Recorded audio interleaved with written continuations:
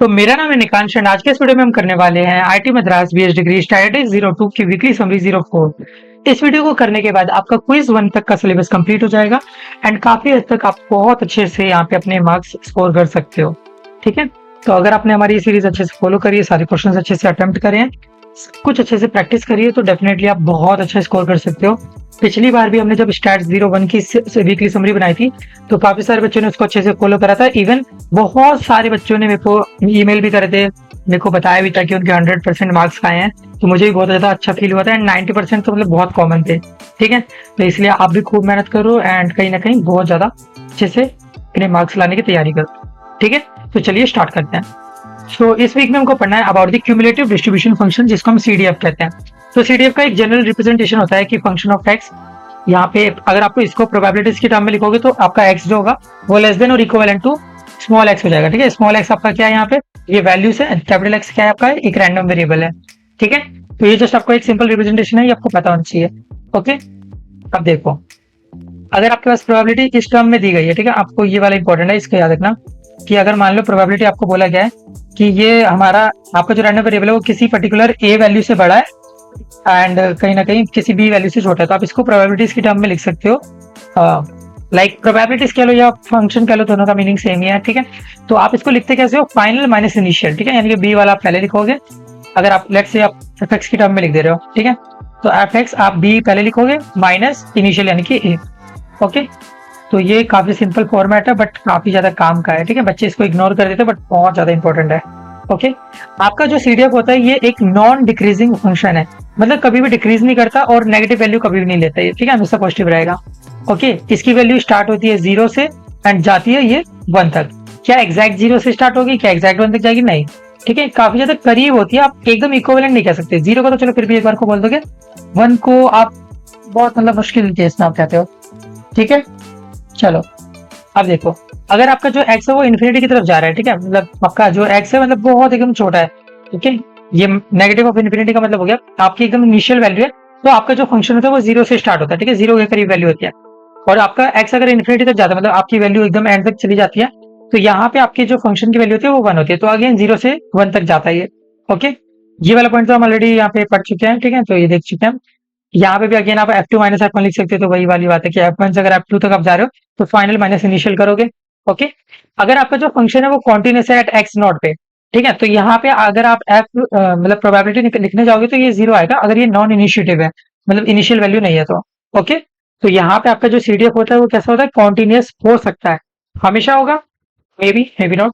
ठीक है, तो चलो क्वेश्चन देख लेते हैं हम यहाँ पे डायरेक्ट। तो पहले क्वेश्चन में से क्या कह रहा है, पहले क्वेश्चन में तो ये डायरेक्ट रिप्रेजेंटेशन वाला ही आगे जो आपने अभी देखा था, इसका तो सीधे सीधे आंसर बी हो जाएगा, क्योंकि देखो जैसे मैंने आपको बताया था कि प्रोबेबिलिटी जहाँ पे आपका जो रैंडम वेरिएबल एक्स है वो ए से बड़ा है बट बी से छोटा है, तो यहाँ पे आप क्या करोगे, उल्टा लिखोगे, फाइनल यानी कि बी वाला पहले आएगा माइनस इनिशियल यानी कि ए वाला। ठीक है, हमसे ए वाला आएगा एंड इक्विवेलेंट वाला भी याद रखना है। ठीक है, कि हमेशा बी के साथ यहाँ पे इक्विवेलेंट का साइन होगा। ओके, चलो सेकंड क्वेश्चन पे आते हैं। तो सेकंड क्वेश्चन में हमको यहाँ पे एक प्रॉपर टेबल बना के दिया गया है सीडीएफ का, तो इसको एक बार देख लेते हैं।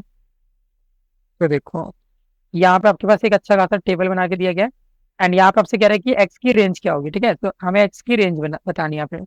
एक्स की रेंज मतलब एक्स की क्या क्या वैल्यू यहाँ पे पॉसिबल है, तो हम एक ग्राफ प्लॉट कर लेते हैं। ठीक है, अभी भी इस टाइप का क्वेश्चन है तो ग्राफ से आप करोगे तो ज्यादा बेटर तरीके से आपसे सोल्व हो पाएगा। ठीक है, तो देखो ये आपका ओरिजिन है तो इसको 0 मान लिया एक्स एक्सिस पे। ठीक है, क्योंकि यहाँ पे एक्स की वैल्यू है तो क्या क्या वैल्यू सारी आप देखो, यहाँ पे कितने अलग अलग नंबर आपको दिख रहे हैं, 0 हो गया, 1 हो गया, 4 हो गया, 8 हो गया, फिल करते हैं 0 1 4 8। ठीक है, अब देखो 0 से अगर छोटी वैल्यू तो आपका जो एफ एक्स है यानी कि वाई जो है वो 0 आ रहा है, मतलब आपकी वैल्यू यहाँ पे 0 आएगी अगर 0 से छोटा है तो। ठीक है, ओके, अब देखो 0 यहाँ पे इंक्लूड नहीं है तो आप ऐसे गोला बना सकते हो कि यहाँ पे भी हमने इंक्लूड नहीं करा है। ठीक है, 0.29 वैल्यू आएगी अगर आप 0 से 1 के पीछे होगे, तो 0 से 1 तक अगर आप होगे 0 को यहाँ पे इंक्लूड करा जाएगा, तो इसको हम ऐसे डार्क कर देते हैं कि ये रिप्रेजेंट कर रहा है कि आप इसको इंक्लूड कर रहे हो, नहीं आप ऐसे गोला बना देते हैं जिसका मतलब आप 1 को इंक्लूड नहीं कर रहे हो। ठीक है, तो ये आपका 0.29 वैल्यू को रिप्रेजेंट कर रहा है वाई एक्सिस पे। ठीक है, देखो 1 से 4 तक में अगर आप 1 को इंक्लूड करोगे तो आपकी जो वैल्यू आएगी वो 0.68 आएगी। ठीक है, तो 0.68 वैल्यू आएगी अगर आप यहाँ पे 1 से 4 तक जाओगे एंड 1 को तो इंक्लूड करोगे बट 4 को नहीं करोगे। ठीक है, अच्छी बात है, हमने कर लिया। सिमिलरली 4 से 8 जाओगे तो 0.88 आएगी वैल्यू, तो 0.88 वैल्यू आएगी अगर आप यहाँ पे 4 से 8 तक जाओगे। एंड देन अगर 8 से बढ़ जाओगे तो यहाँ पे 1 वैल्यू आएगी, ठीक है। तो इसके अगर आप आगे जाओगे तो आपकी जो वैल्यू होगी वो कॉन्टिन्यूसली 1 हो जाएगी। तो आपको दिख रहा है कि यहाँ पे एक स्टेयरकेस वाला ग्राफ बन रहा है, या फिर आप इसको स्टेप अप फंक्शन भी कह सकते हो। तो इस तरीके का ग्राफ बन रहा है, ठीक है, अच्छी बात है। अब आपको देखने की एक्स की क्या क्या वैल्यू पॉसिबल है। तो अगर आपको एक्स की वैल्यू पॉसिबल देखना तो जस्ट आप देख लो कि ये जो डार्क डार्क है ये किस किस के ऊपर है, ठीक है। 0 के ऊपर है, 1 के ऊपर है, 4 के ऊपर है, एंड 8 के ऊपर है। तो 1 मतलब 0, 1, 4, 8, ये चारों आपके क्या हो गए, ये आपकी रेंज हो गई, ठीक है। और आप कह सकते हैं कि भैया ये तो हम डायरेक्ट यहाँ पे भी देख के बता सकते थे, ये यहाँ पे नंबर इतने प्रेजेंट है। हाँ बिल्कुल आप बता सकते थे, बट ना कुछ कुछ केसेस में करता है क्या है, ये आपको कंफ्यूजिंग ग्राफ दे देता है, ठीक है। उसका मतलब आपको समझ नहीं आएगा कि मतलब किसको कहाँ इंक्लूड करना है। तो इसलिए बेटर यही रहेगा कि आप ग्राफ वाला मेथड अपनाओ, ठीक है। चलो सेकंड क्वेश्चन हमने कर लिया, इसका आंसर है लास्ट वाला। थर्ड क्वेश्चन देखते हैं, calculate P X equal to 4। अब आपको एक्स इक्वल टू 4 के लिए निकालना है, ठीक है। चलो तो मैं इसको चलो यहाँ पे सोल्व करता हूँ, एक्स इक्वल टू 4 किया। तो देखो पी एक्स इक्वल टू 4 आपको चाहिए। तो देखो अगर आपको 4 के लिए प्रोबेबिलिटी चाहिए तो आप देखोगे कि यहाँ पे 4 कहाँ एग्जिस्ट कर रहा है, ठीक है। ओके, आपको हमेशा आगे वाली साइड पे देखना, तो यहाँ पे ये रहा 4, क्योंकि ये 4 यहाँ पे इंक्लूड करा जा रहा है 4 को। ओके, अब देखो जहाँ पे भी आपका इंक्लूसिव वाला होएगा आप वहां पे देखोगे, एंड देन उसके अलावा जो दूसरी जगह लिखा हुआ है 4 उसको देखोगे। दो जगह यहाँ पे 4 प्रेजेंट है, जहाँ पे भी आप इंक्लूड कर रहे हो आप उस वाली वैल्यू को पहले लिखोगे यानी कि 0.88, फिर आप माइनस करोगे दूसरी वैल्यू यानी कि 4 की ये दूसरी वैल्यू 0.68।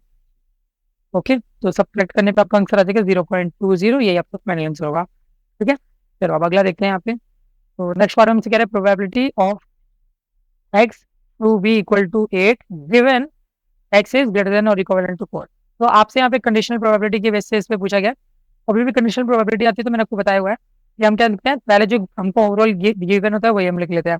तो probability X equal to 8 and X equal to और इक्वल टू या ग्रेटर देन लिख लेते हैं, ठीक, इक्वल और ग्रेटर देन 4, ठीक है। आपने इसको ऊपर लिखना है अपॉन में जो आपके यहाँ पे रिक्वायर्ड कंडीशन है, बेसिकली ये जो आपको गिवन कंडीशन है, रिक्वायर्ड नहीं गिवन कंडीशन जो है उसको आप नीचे लिखोगे, प्रोबेबिलिटी एक्स ग्रेटर देन और इक्विवेलेंट टू 4, ठीक है, बहुत अच्छे। अब देखो ऊपर आपको दिख रहा है कि एंड का मतलब बेसिकली इंटरसेक्शन होता है। अब देखो आपका यहाँ पे एक चीज बोल रही है कि एक्स जो है वो 4 से बड़ा या इक्विवेलेंट होना चाहिए, दूसरी चीज कह रही है कि 8 के बराबर होना चाहिए। अगर आप इन दोनों में कॉमन पार्ट निकालोगे तो कॉमन तो यही आएगा ना कि आपका ये 8 के इक्विवेलेंट होगा। क्योंकि देखो अगर जो आपका एक्स इक्वल टू 8 है तो ऑब्वियसली वो 4 से बड़ा ही होगा, ठीक है। तो अगर आप इन दोनों में इंटरसेक्शन निकालोगे ना यानी कि कॉमन बात निकालोगे तो ये कॉमन आपका एक्स इक्वल टू 8 के रूप में ही रिजल्ट देगा, ठीक है। तो आप इसको जस्ट यहाँ पे probability of X equal to 8 लिख सकते हो कौन में कि, और देखो यहाँ पे आपका 4 से बड़ी वैल्यू होनी चाहिए। ओके, तो देखो यहाँ पे 4 से बड़ी वैल्यू क्या हो सकती है, अभी आपने देखा था कि जो एक्स की वैल्यू पॉसिबल है वो या तो 0 थी या तो 1 थी या तो 4 थी या तो 8 थी, राइट। 4 की इक्वल या फिर बड़ी, यानी कि एक्स इक्वल टू या तो पास 4 आएगा या फिर का मतलब प्लस प्लस है 8 आएगा। हमने इसको लिख लिया, बहुत सही। अब हमें क्या करना है, इनकी वैल्यूज कैलकुलेट करनी है। तो प्रोबेबिलिटी एक्स इक्वल टू 8, अब मैंने अभी आपको तरीका बताया था कि कभी भी आपको कैलकुलेट करना होगा तो कैसे करोगे। ओके, तो देखो आपको देखना है कि यहाँ पे 8 कहाँ है, एक 8 यहाँ पे है, एक 8 यहाँ पे है। जहाँ पे भी आपका 8 इंक्लूसिव में है आप उसको लिख मतलब उसको पहले लिखोगे, यहाँ पे बताऊँ, यानी कि 1 माइनस दूसरी जगह पे जो लिखा हुआ है 0.88 आप उसको लिख दोगे, ठीक है। 1 माइनस 0.88, फाइन। चलो अब आगे देखते हैं, पी एक्स इक्वल टू 4। अगर आपका एक्स इक्वल टू 4 होगा इस केस में आप क्या करोगे, एक्स इक्वल टू 4 तो चलो अपने अभी निकाला भी था 0.20, ठीक है, सेम फिनोमेना आपको अपनाना है मतलब, ठीक है। 0.20 plus X equal to 8, X equal to 8 भी अभी आपने निकाला ये वाला ऊपर ये रहा, ठीक है, 0.12 हो जाएगा ये, ठीक है। ओके, क्योंकि देखो 1 माइनस 0.88 करोगे तो 0.12 ही आएगा। तो 0.12 ऊपर कौन में यहाँ पे आपके पास नीचे हो जाएगा 0.32। आप यहाँ पे जब इसको डेसिमल में कन्वर्ट करोगे तो ये हो जाएगा 0.375, which would be your final answer, ठीक है, 0.375। चलो आगे देखते हैं, फिफ्थ क्वेश्चन पे आते हैं। तो फिफ्थ क्वेश्चन पे आपसे कहा जा रहा है यहाँ पे कि जो आपका CDF फंक्शन है डिस्क्रीट रैंडम वेरिएबल के लिए वो आपके पास गिवन है, एंड यहाँ पे आपको कन्वर्ट करने के लिए कह रहा है, ये देखो ये एक्स के फॉर्मेट में आपको क्या करना है, वाई के फॉर्मेट में कन्वर्ट करना है, ठीक है, फाइन। तो पहले यहाँ पे देख लो कि एक्स की क्या क्या वैल्यू पॉसिबल है। तो आपको यहाँ पे जितने भी अलग अलग नंबर दिख रहे होंगे वही वैल्यू पॉसिबल होगी। तो या तो -2 होगा या तो -1 होगा, या तो 1 होगा, या तो 2 होगा। ठीक है, ये 4 टाइप के नंबर यहाँ पे है, लिख लेते हैं। -2, -1, 1 और 2। ठीक है, तो x की ये 4 वैल्यू पॉसिबल है। अब आप क्या करोगे, हर केस के लिए y की वैल्यू निकालोगे। तो जब आपका x -2 है तो आपका y कितना आएगा? तो जस्ट यहाँ पे क्या करो, x की जगह -2 पुट कर दो, तो -2 का स्क्वायर प्लस 1। ठीक है, तो ये आपका देखो, 2 इंटू टू, -2 का स्क्वायर करोगे तो 4 आएगा, 4 टू जा 8, 8 प्लस 1 9, तो ये 9 हो जाएगा। ठीक है, ऐसे ही आप बाकी सब के भी निकाल लो। -1 होगा तो इस पर्टिकुलर केस में आपका y कितना आएगा? 2 -1 का स्क्वायर प्लस 1, तो ये आपका 3 आ जाएगा। ठीक है, जब आपका x इक्वल टू 2 होगा, इस पर्टिकुलर केस में आप चल पहले 1 के लिए लेते थे, फिर 2 के लिए लेते हैं। अगर आपका ये 1 होगा तो कितना आएगा? 2 इंटू 1 का स्क्वायर प्लस 1, तो ये भी आपका 3 आ रहा है। एंड जब आप यहाँ पे 2 लोगे तो आपको देखने को मिलेगा कि ये भी आपका 9 आएगा। ठीक है, तो y की यहाँ पे दो ही टाइप की वैल्यू आपको दिख रही है, या तो y आपका 3 है या तो 9 है। ठीक है, 3 और 9, तो ये चीज इन्होंने y की वैल्यू 3 और 9 ही दी हुई है, तो मतलब ये यहाँ तक हमने सही करा है। ओके, अब इनकी एग्जैक्ट वैल्यू क्या होगी, इसको हमें कैलकुलेट करना है। ठीक है, तो चलो पहले यहाँ पे 3 के लिए कैलकुलेट कर लेते हैं। तो प्रोबेबिलिटी आपको चाहिए y इक्वल टू 3 के लिए। ओके, तो y इक्वल टू 3 के लिए आपके पास क्या आएगा? देखो, y इक्वल टू 3 की जो आपकी वैल्यू थी वो किसकी वजह से आई थी? देखो 3 ये तब आई थी आपकी वैल्यू जब आपने x को -1 और 1 लिया था, यानी कि probability of y equal to 3 तब आएगी आपकी जब आप probability x equal to -1 plus probability x equal to 1 लोगे। तो फिर देखो, 3 आपके इन दोनों केसेस से ही बन के आए हैं। ठीक है, तो हमने जस्ट यहाँ पे इस वाले फॉर्मेट में इसको लिख दिया। ठीक है, चलो अब यहाँ पे कैलकुलेशन करना है, तो x इक्वल टू -1 है, तो आपको आपके CDF में देखना है कि -1 कहाँ गिवन है। तो -1 ये रहा, -1 ये रहा, जहाँ पे इक्विवेलेंट है आप उसको आगे लिखोगे, यानी कि 0.35, तो 0.35 माइनस दूसरे वाला 0.15, 0.15। ठीक है, प्लस आगे देखते हैं प्रोबेबिलिटी x इक्वल टू 1, तो यहाँ पे 1 कहाँ कहाँ लिखा हुआ है आपको देखना हुआ है। ठीक है, तो 1 एक इधर है, एक इधर है, तो 0.75 माइनस 0.35। चलो इसको फिर कहते हैं 0.75 माइनस 0.35। चलो अब इसको सॉल्व कर लेते हैं। तो जब आप इसको सॉल्व करोगे ना तो आपके पास ओवरऑल वैल्यू आएगी 0.60। ओके, तो y इक्वल टू 3 के लिए आपके पास आ रही है 0.60। तो मतलब देख के आपको पता चला कि सी ऑप्शन करेक्ट होना है, बट आप फिर भी यहाँ पे 9 के लिए भी कैलकुलेट करके देखो। तो देखो, प्रोबेबिलिटी y इक्वल टू 9 के लिए देखना है, तो y इक्वल टू 9 कब आया था? जब आपने यहाँ पे x इक्वल टू -2 और x इक्वल टू 2 लिया था। तो यहाँ पे लिख लेते हैं x equal to -2 plus probability x equal to 2। चलो देखो यहाँ पे अगेन देख लेते हैं, -2 था, तो -2 आपका एक इधर है, एक इधर है, 0.15 माइनस 0। क्या इसको लिख लेता हूँ, 0.15 माइनस 0, यहाँ पे इस पेज से आ गया, प्लस अभी यहाँ पे x इक्वल टू 2 है, तो x इक्वल टू 2 देख लो यहाँ पे कहाँ पे, एक इधर एक इधर, तो 1 माइनस 0.75, 1 माइनस 0.75, तो ये तो 0.15 ही हो जाएगा, ये आपका 0.25 हो जाएगा।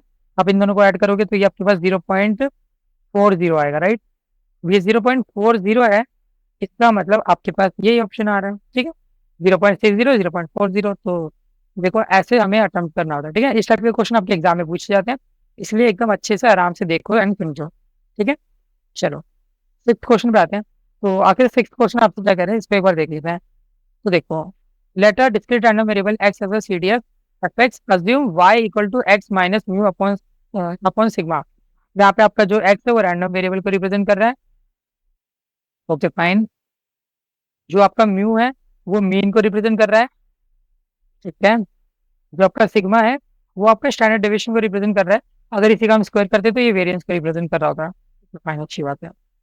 अब आपको बताना है यहाँ पे एफ वाई के लिए डिस्ट्रीब्यूशन क्या होगा। ओके, तो इनमें से कौन सा ऑप्शन आपके लिए ट्रू होने वाला है ये आपको बताना है। ठीक है, तो देखो आपको चाहिए कि यहाँ पे आपका जो एफ वाई है, देखो एफ एक्स वाई की बात करें तो आपको पता है कि जो आपका एफ एक्स वाई की जगह मुझे एफ वाई लिखना चाहिए था, या चलो ये भी सही है, कोई दिक्कत नहीं है।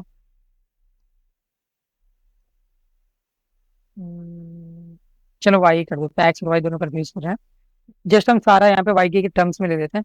एफ वाई वाई अगर आप देखोगे, ठीक है, तो वाई के टर्म्स में लिखना है तो आप इसको कैसे लिख सकते हो? तो जनरल अभी हमने रिप्रेजेंट देखी थी कि अगर आपका एफ एक्स होता है तो आप इसको probability of x less than x इस फॉर्मेट में लिखते थे। ठीक है, ये जस्ट हमने ये वाली चीज सबसे स्टार्टिंग में ही देखी थी, ये वाला।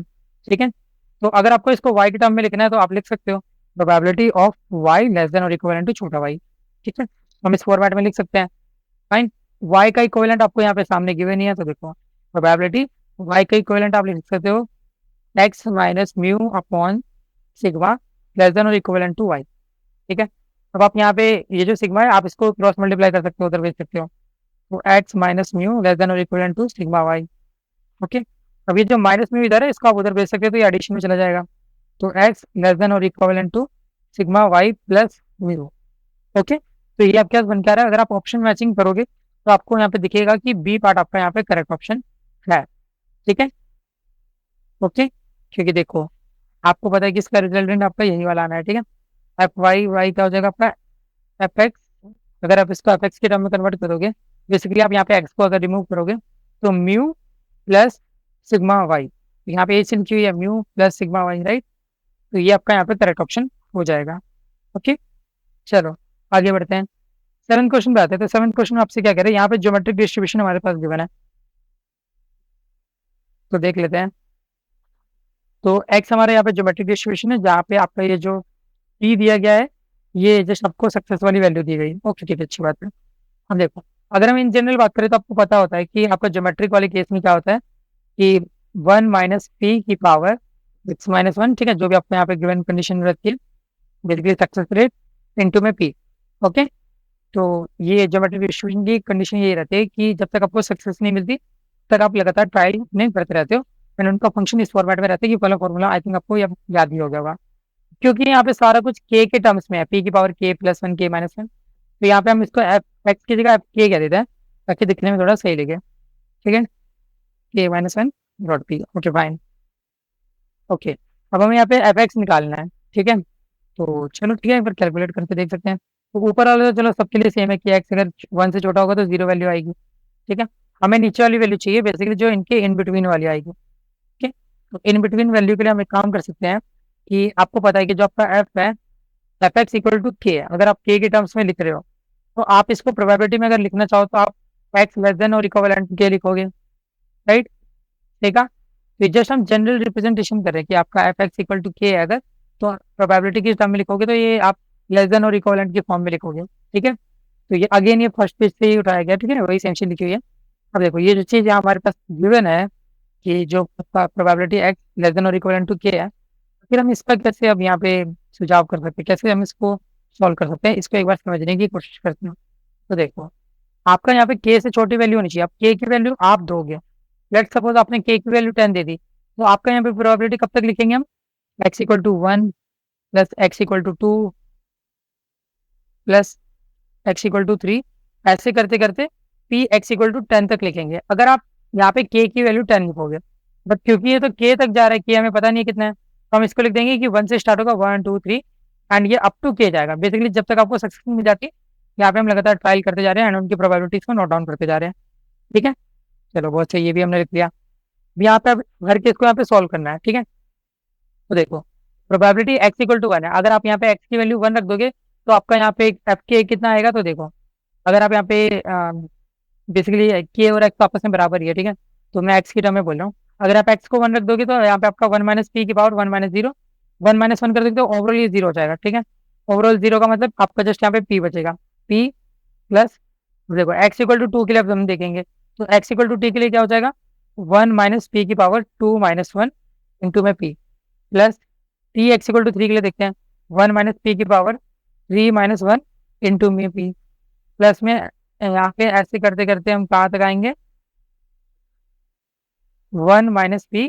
अब आपको दिख रहा है पहला टर्म में यहाँ पे 1 - p की पावर जो है वो यहाँ पे 0 आ रही है, यहाँ पे 1 आ रही है, यहाँ 2 आ रही है, 3 - 1 करोगे तो 2 हो जाएगी ना।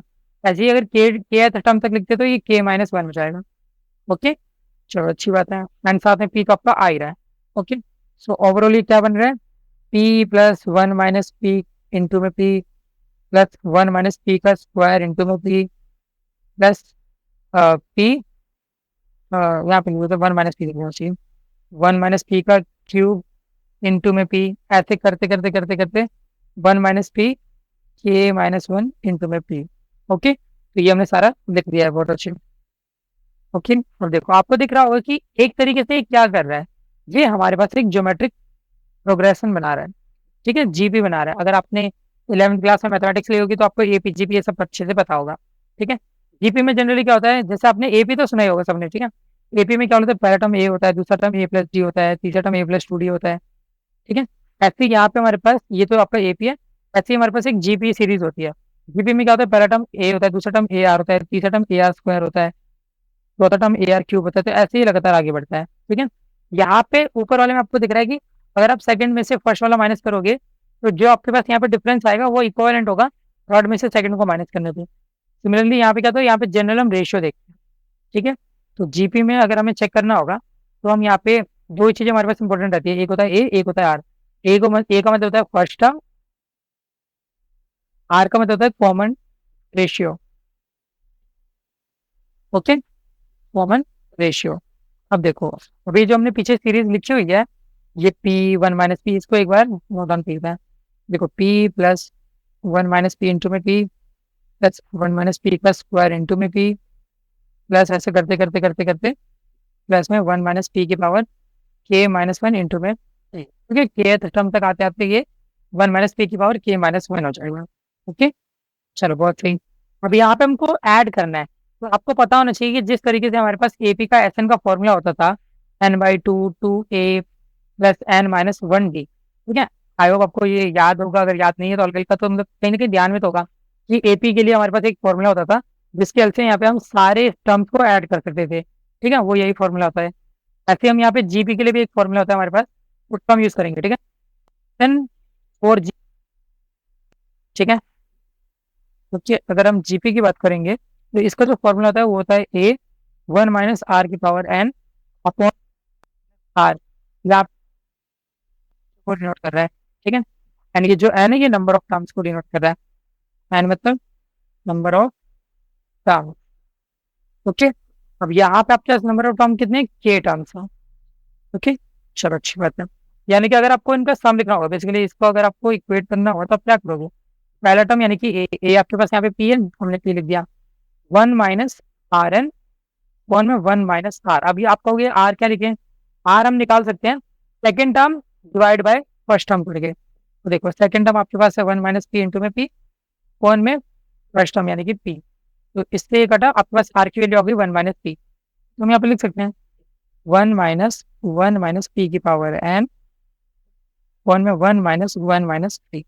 ओके, चलो इसको फर्दर सॉल्व करते हैं। तो पी इंटू में वन माइनस पी की पावर एन, वन में वन प्लस वन। ठीक है, ब्रैकेट खोल दिया तो वन से तो वन कट गया, पी और पी ऊपर नीचे है यहाँ पे मल्टीप्लीकेशन डिवाइड वाले काम में, तो ये दोनों गायब हो जाएगा। तो यहाँ पे आपका जो रिमेनिंग होगा वो होगा वन माइनस पी की पावर वन। ठीक है, तो देख लेते हैं किस ऑप्शन में है। तो वन माइनस, ये रहा वन माइनस पी की पावर थ्री। ठीक है, तो यहाँ पे आपका बी ऑप्शन करेक्ट हो जाएगा। ठीक है, तो बहुत ध्यान से आपको इस क्वेश्चन को परस्यू करना है, इस क्वेश्चन के लिए प्रोसीड करना है, क्योंकि इस टाइप का क्वेश्चन जनरली आपके एग्जाम में आता है एंड ये एक ऐसा क्वेश्चन है जो हर बच्चा नहीं कर पाएगा। ठीक है, तो बेसिकली ये क्वेश्चन से आप बाकी बच्चों से ज्यादा बेटर परफॉर्म कर पाओगे इन योर एग्जाम। तो एकदम अच्छे से इस वाले क्वेश्चन को समझ लो। ठीक है, चलो आगे बढ़ते हैं। तो नेक्स्ट क्वेश्चन देखते हैं। यहाँ पे हमारे पास एक ग्राफ गिवन है सीडीएफ, जो कि आपको दिख रहा है कि एक स्टेयर केस या फिर फंक्शन टाइप में है। एंड यहाँ पे हमसे सिमिलर क्वेश्चन पूछा गया, पहले पूछा गया था, देख लेते हैं। तो एट क्वेश्चन हमसे कह रहा है कि रेंज बताओ एक्स की क्या होगी। तो एक्स की क्या क्या वैल्यू यहाँ पे पॉसिबल है, तो आपको दिख रहा है कि जो भी यहाँ पे आपके पास डार्क वाले होते हैं, मैंने कहा था सिर्फ देखना है। ठीक है, तो यहाँ पे एक्स की वैल्यू या तो माइनस वन है, या तो वन है, या तो टू है। Minus one, one and two, तो एक्स की वैल्यू क्या है, माइनस वन, वन और टू। ठीक है, यही तीन वैल्यू पॉसिबल है।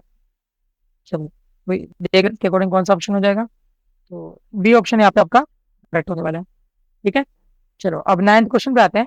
तो नाइन्थ क्वेश्चन से क्या रहा है कि probability X equal to zero plus probability X equal to one अगर निकालना हो तो कैसे निकलेगा वो।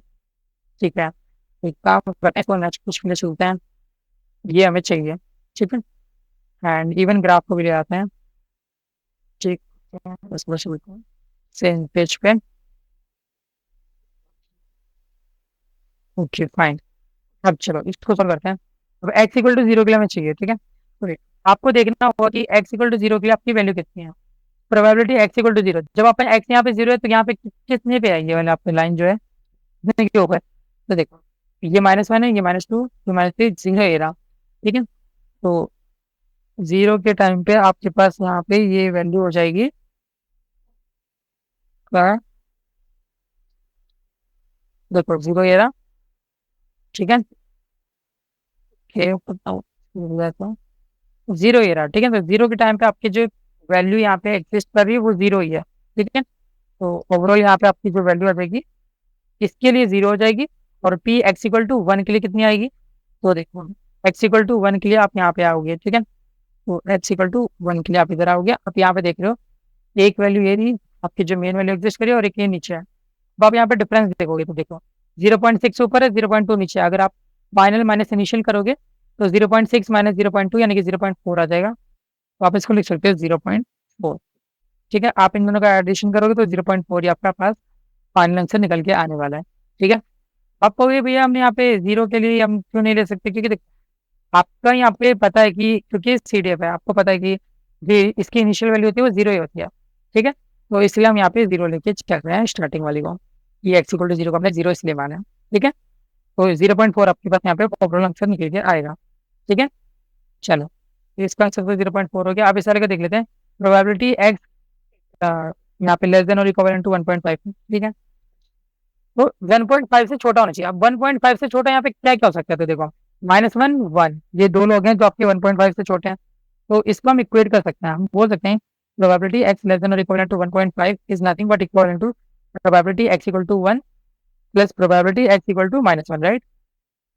तो प्रोबेबिलिटी जब आपका 1 है, ठीक है, तो आप अभी आपने पीछे देखा था कि जब प्रोबेबिलिटी आपका 1 था, एक वैल्यू ये रही, एक ये रही, ठीक है। तो इसमें डिफरेंस देखोगे 0.6 माइनस 0.2 यानी कि 0.4 आ गया, ठीक है। प्लस एक्स इक्वल टू -1, तो एक्स इक्वल टू -1 ये रहा। यहाँ पे भी आप वही सेम चीज करोगे ऊपर नीचे, तो 0.2 माइनस 0, तो 0.2 आ जाएगा। आप इन दोनों का एडिशन करोगे तो 0.6 आपके पास फाइनल आंसर के रूप में आपको दिखेगा, ठीक है। तो ऐसे आपको यहाँ पे इन सारे क्वेश्चन को करना था। चलो आगे बढ़ते हैं। तो नेक्स्ट क्वेश्चन में हमसे पूछा जा रहा है कि क्यूमुलेटिव डिस्ट्रीब्यूशन फंक्शन की क्या प्रॉपर्टीज होती हैं। तो चलो देख लेते हैं। आपको पता है कि ये नॉन डिक्रीजिंग फंक्शन होते हैं, हाँ बिल्कुल होते हैं। मैक्सिमम वैल्यू 1 होगी, हाँ होगी। F is always continuous function over range, नहीं। कॉन्टिन्यूस हमेशा होगा ये नहीं कह सकते हम CDF के केस में, ठीक है। क्योंकि यहाँ पे आपने देखा था कि स्टेप ऑफ फंक्शन भी हो सकते हैं। ये भी इवन आपने पीछे देखा था कि ये अलग अलग है, ये कॉन्टिन्यूस तो नहीं है ना, लगातार तो नहीं जा रहे ना फिर से, ठीक है। कहीं ना कहीं इनके बीच में गैप है। अगर गैप है तो मतलब गैप एग्जिस्ट कर सकते हैं। अगर एक्स आपका इन्फिनिटी तक जा रहा होगा तो आपका एफ एक्स जो होगा 1 तक आएगा, बिल्कुल सही। इसका मतलब अगर आपका एक्स अपने एंड के करीब जा रहा है तो आपकी जो एंडिंग वैल्यू होगी वो 1 के करीब आ रही होगी, हाँ बिल्कुल आ रही होगी। एग्जैक्ट नहीं बट करीब आ रही होगी, ठीक है। चलो सेकंड क्वेश्चन पे आते हैं। तो हमें यहाँ पे देखना है कि इनमें से कौन सा वैलिड CDF है। तो CDF की जनरल प्रॉपर्टीज मैंने अभी आपको बताई थी कि एक्स की जो जब इनिशियल वैल्यू जो है वो 0 के करीब होनी चाहिए, एंड जो यहाँ पे मैक्सिमम वैल्यू वो 1 के इक्वलेंट होना चाहिए, ठीक है। एंड ये आपका नॉन डिक्रीजिंग ग्राफ होना चाहिए। तो नॉन डिक्रीजिंग होना चाहिए तो लास्ट वाला तो ऐसे नेगलेक्ट हो गया क्योंकि आपको दिख रही है तो यहाँ पे नीचे आ रहा है, ठीक है। ये तो वैसे ही नेगलेक्ट होने कर दिया, ओके। अब देखो अगर आप कायदे से लिखोगे तो ये वाला भी आपका देखो 0 से यहाँ से स्टार्ट किया, ऐसे गया गया गया यहाँ तक ऊपर आया, बट इसकी जो नेक्स्ट वैल्यू नीचे से आ रही है, इसका मतलब ये डिक्रीज कर गया ना, कभी भी ये डिक्रीजिंग ग्राफ नहीं हो सकता, ओके। तो ये भी रॉन्ग हो जाएगा। ये दोनों आपके इंक्रीजिंग ग्राफ्स हैं, ठीक है। तो आपका ए और सी करेक्ट हो जाएगा। इंक्रीजिंग ग्राफ्स हैं, मिनिमम वैल्यू यहाँ पे 0 के करीब है, हाँ बिल्कुल। मैक्सिमम वैल्यू आपकी 1 तक जा रही है, 1 तक जा रही है, 1 तक जा रही है, ओके फाइन। बात करते हैं कॉन्टिन्यूस रैंडम वेरिएबल की। तो ये कॉन्टिन्यूस रैंडम वेरिएबल क्या होता है, तो देखो a random variable x with CDF function F x is said to be continuous random variable if fx is continuous at every x। Simple सी बात है। अगर आपका जो अगर आप फंक्शन लिख रहे हो, ठीक है, आपके पास कोई फंक्शन है, आप उसका ग्राफ डिनोट करने जा रहे हो, ग्राफ प्लॉट करोगे। अगर वो ग्राफ आपका लगातार चला जाता है विदाउट एनी ब्रेक, तो आपका यहाँ पे जो वेरिएबल होगा वो कैसा कहलाएगा, कॉन्टिन्यूस रैंडम वेरिएबल, ठीक है। तो यहाँ पे कोई भी जंप या स्टेप्स वगैरह नहीं होते हैं, ओके। तो यहाँ पे कोई भी जंप या स्टेप्स वगैरह नहीं होते हैं, ओके। वहीं अगर देखो probability of X equal to X equal to 0 for all X, ठीक है। तो ये सबके लिए होता है, ये आपको बताना चाहिए। फाइनल माइनस इनिशियल वाला ये वाला हमने बात अभी पीछे पढ़ी थी, क्योंकि आपने जब पिछला CDF वाला फंक्शन लिखा था तो उसमें भी वाली चीज जानी थी, ठीक है। एंड ये एक जनरल रिलेशन है, आप इसका भी यूज कर सकते हो, ठीक है। तो आप इसको जस्ट एक बार रीड कर सकते हो, उतना इंपॉर्टेंट नहीं है, बट हो सकता है कि MCQ में आपके पास as a factual data question आ जाए, तो आप इसको याद रखना, ठीक है। कि probability of a less than और equivalent to x which itself is less than और इक्विवेलेंट टू बी। तो आप क्या कर सकते हो, यहाँ पे इक्वल के साइंस को आगे पीछे कर सकते हो, ठीक है। तो ये वाली चीज आपको आइडिया होनी चाहिए। ओके, चलो अब यहाँ पे बात कर लेते हैं कि डिस्क्रीट, कॉन्टिन्यूअस, मिक्सचर ये सब क्या होता है। तो डिस्क्रीट का मतलब हो गया आपके जो स्टेप वाइज फंक्शन होते हैं। तो आपको दिख रहा है कि यहाँ पे अलग अलग वैल्यूज आ रही है, अलग अलग रैंडम वेरिएबल्स की। ठीक है, मतलब अलग अलग रैंडम वेरिएबल्स की नहीं, किसी भी एक रैंडम वेरिएबल की अलग अलग वैल्यूज हैं ये। ठीक है, तो ये डिस्क्रीट डिस्क्रीट आ रही है, अलग अलग वैल्यूज आ रही है। कॉन्टिन्यूअस में क्या रहता है, एक कॉन्टिन्यूटी बनी रहती है, तो ये लगातार जाता है। आपको दिख रहा है ये भी कॉन्टिन्यूअस है।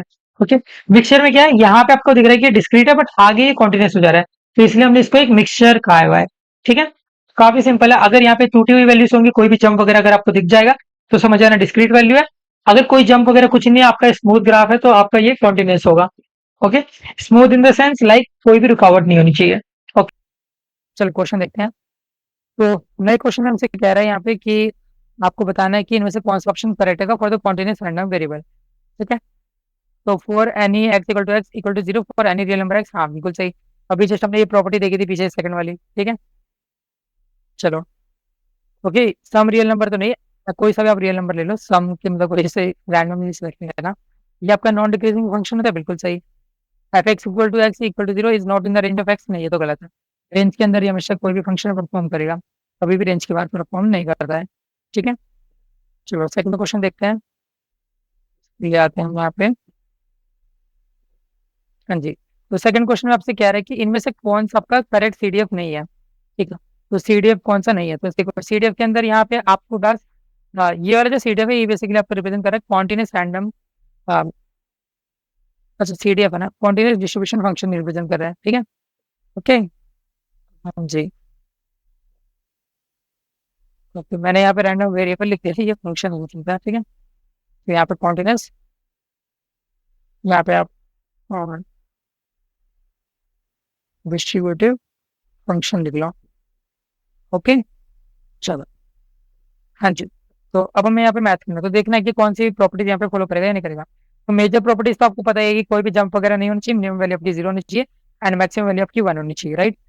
तो चलो इसके लिए ग्राफ प्लॉट करते हैं। ठीक है, अगेन मैंने बताया था कि ग्राफ प्लॉट करने से आधी चीज हमारे आसान हो जाती हैं। तो देखो, अगर आपकी एक्स की वैल्यू यहाँ पे क्या क्या है, इसको एक बार हम यहाँ पे एक्स पे प्लॉट कर देते हैं। -2 1 2 2। ठीक है, तो -2 आपको कहीं यहाँ पे आएगा, 2 यहाँ पर आएगा। अच्छा पहले 1 है, सॉरी, 1 यहाँ पर आएगा, 2 यहाँ पे एंड 3 यहाँ पे।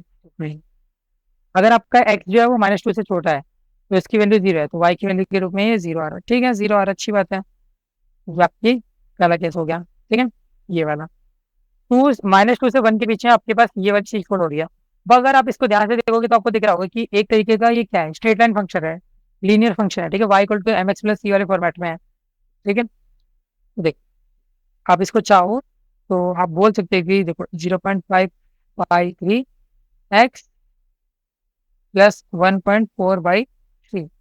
तो आपको दिख रहा है कि y equal to m x plus c वाले फॉर्मेट में, यानी कि एक स्ट्रेट लाइन के फॉर्मेट में, right, straight line.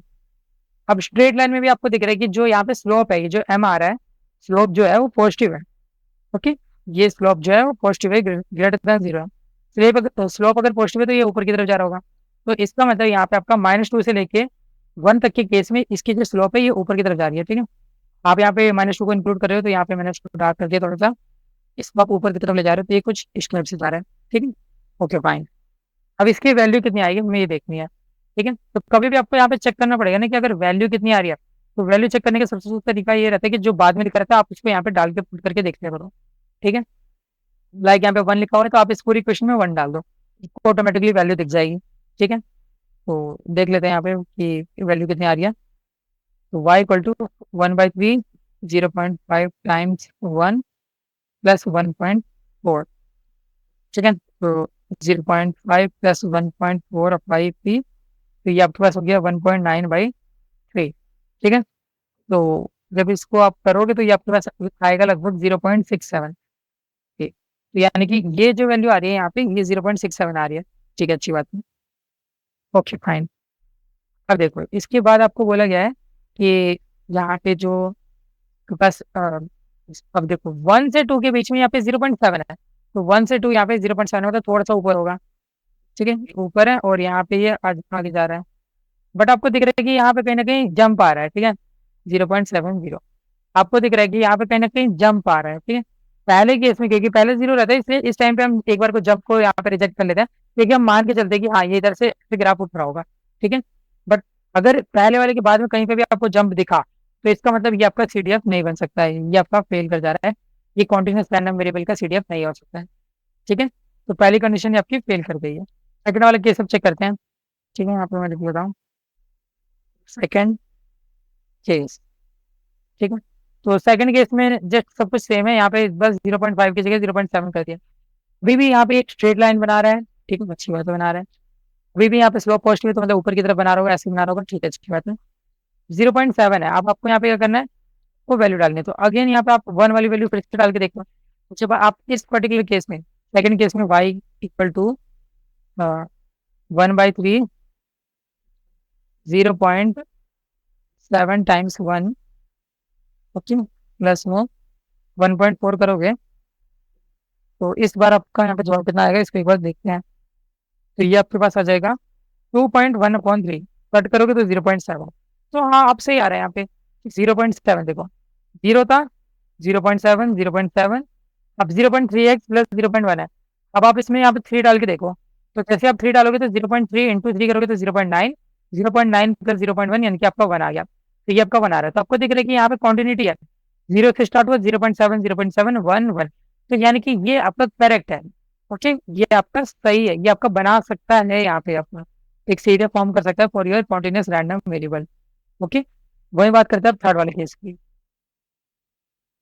Third case, तो थर्ड केस में आपके पास यहाँ पे जीरो से स्टार्ट हो रहा है, वो तो ठीक है, बट 0 से 1 वैल्यू के लिए आपके पास एक यहाँ पे फंक्शन डिफाइन करा गया है एक्सपोनेंशियल की टर्म्स में, ठीक है। तो 1/4 plus half, 1/4 plus half 1 - e⁻⁻, okay fine, ये आपके पास गिवन है। अब आप क्या करोगे, यहाँ पे जो भी बाद वाली वैल्यू है उसको डाल के देखोगे, तो अगर आप यहाँ पे 1 पुट करोगे तो क्या वैल्यू आएगी, तो देख लेते हैं। 1/4 प्लस हाफ 1 - e⁻⁻, कितना था कि 1 था, राइट, -1, ओके। तो देखो जैसे हमने यहाँ पे -1, तो काम करते हैं यहाँ पे थोड़ा वन वाला चीज सही नहीं रहेगा, ठीक है, क्योंकि यहाँ पे इक्विवेलेंसी पे दिक्कत आएगी। तो यहाँ पे हम एक काम करते हैं, यहाँ पे हम जीरोथ वाली को डाल देते हैं, ठीक है, क्योंकि इससे ज्यादा सिंपल पड़ेगा। ऑल तो आप डाल यहाँ पे 1 भी सकते थे, बट e⁻⁻1 की वैल्यू हमको पता नहीं रहती, इसलिए हम यहाँ पे जीरो के प्रति वाले सेम शीट ट्राई कर लेते हैं, ठीक है। तो इस पे जीरो मान लेते हैं। तो अगर ये जीरो हो गया तो e⁻⁻0 आपको पता है कि इट इज नथिंग बट 1, ठीक है। तो 1/4 प्लस हाफ 1 - 1, यानी कि ये तो पूरा टर्म गायब भी होगा, 1/4 आपके पास बचेगा, राइट, ओके। तो ये आपके पास 1/4 आ रहा है, 1/4 का मतलब 0.25, ओके। अब नीचे वाले केस उठाते हैं यहाँ पे, तो ये 1 के इक्वलेंट है, तो इस पर्टिकुलर केस में 1 डाल सकते हैं, ओके। अब या फिर चलो 1 डालने से कंफ्यूजन होगा, हम मान लेते हैं कि अगर ये इन्फिनिटी डाल के देख लेते हैं, ठीक है। तो हमको पता है कि जब हम यहाँ पे इन्फिनिटी की तरफ जा रहे होते हैं तो इसकी वैल्यू जो होनी चाहिए वो 1 के करीब या 1 के इक्वलेंट आनी चाहिए, राइट। अगर ये 1 के इक्वलेंट आ गई तब हमारा काम हो जाएगा, नहीं आए तो नहीं होगा, ठीक है। जनरल प्रॉपर्टीज को हम यूज करें, कुछ नया यहाँ पे ट्राई नहीं कर रहे हैं। 1/4 प्लस हाफ 1 - e⁻⁻, यहाँ पे माइनस गिवन है, हम इन्फिनिटी केस लेके चल रहे हैं। अगर हम इन्फिनिटी केस लेके चल रहे हैं तो एज पर प्रॉपर्टीज, जब भी आपका फंक्शन यहाँ पे इन्फिनिटी की तरफ जाएगा तो जो आपकी वैल्यू आएगी वो 1 के करीब जानी चाहिए या फिर ऑलमोस्ट इक्वलेंट होनी चाहिए, ठीक है। अब देखो आपको पता है कि यहाँ पे जो e की पावर माइनस इन्फिनिटी है, तो e की पावर माइनस इन्फिनिटी की वैल्यू आपको पता है कि 1 होती है, तो ठीक। हाँ, अच्छा सॉरी, e⁻⁻∞ की वैल्यू तो 0 होती है ना। देखो ये वाली चीज एकदम अच्छे से नोट डाउन कर लो। e की पावर आपकी अगर -0 हो या चाहे 0, इसी की पावर 0 होती है तो आपका आंसर यहाँ पे बनाता है। वही e की पावर अगर आपकी माइनस इन्फिनिटी है तो इसका जवाब बस 0 आएगा, ठीक है।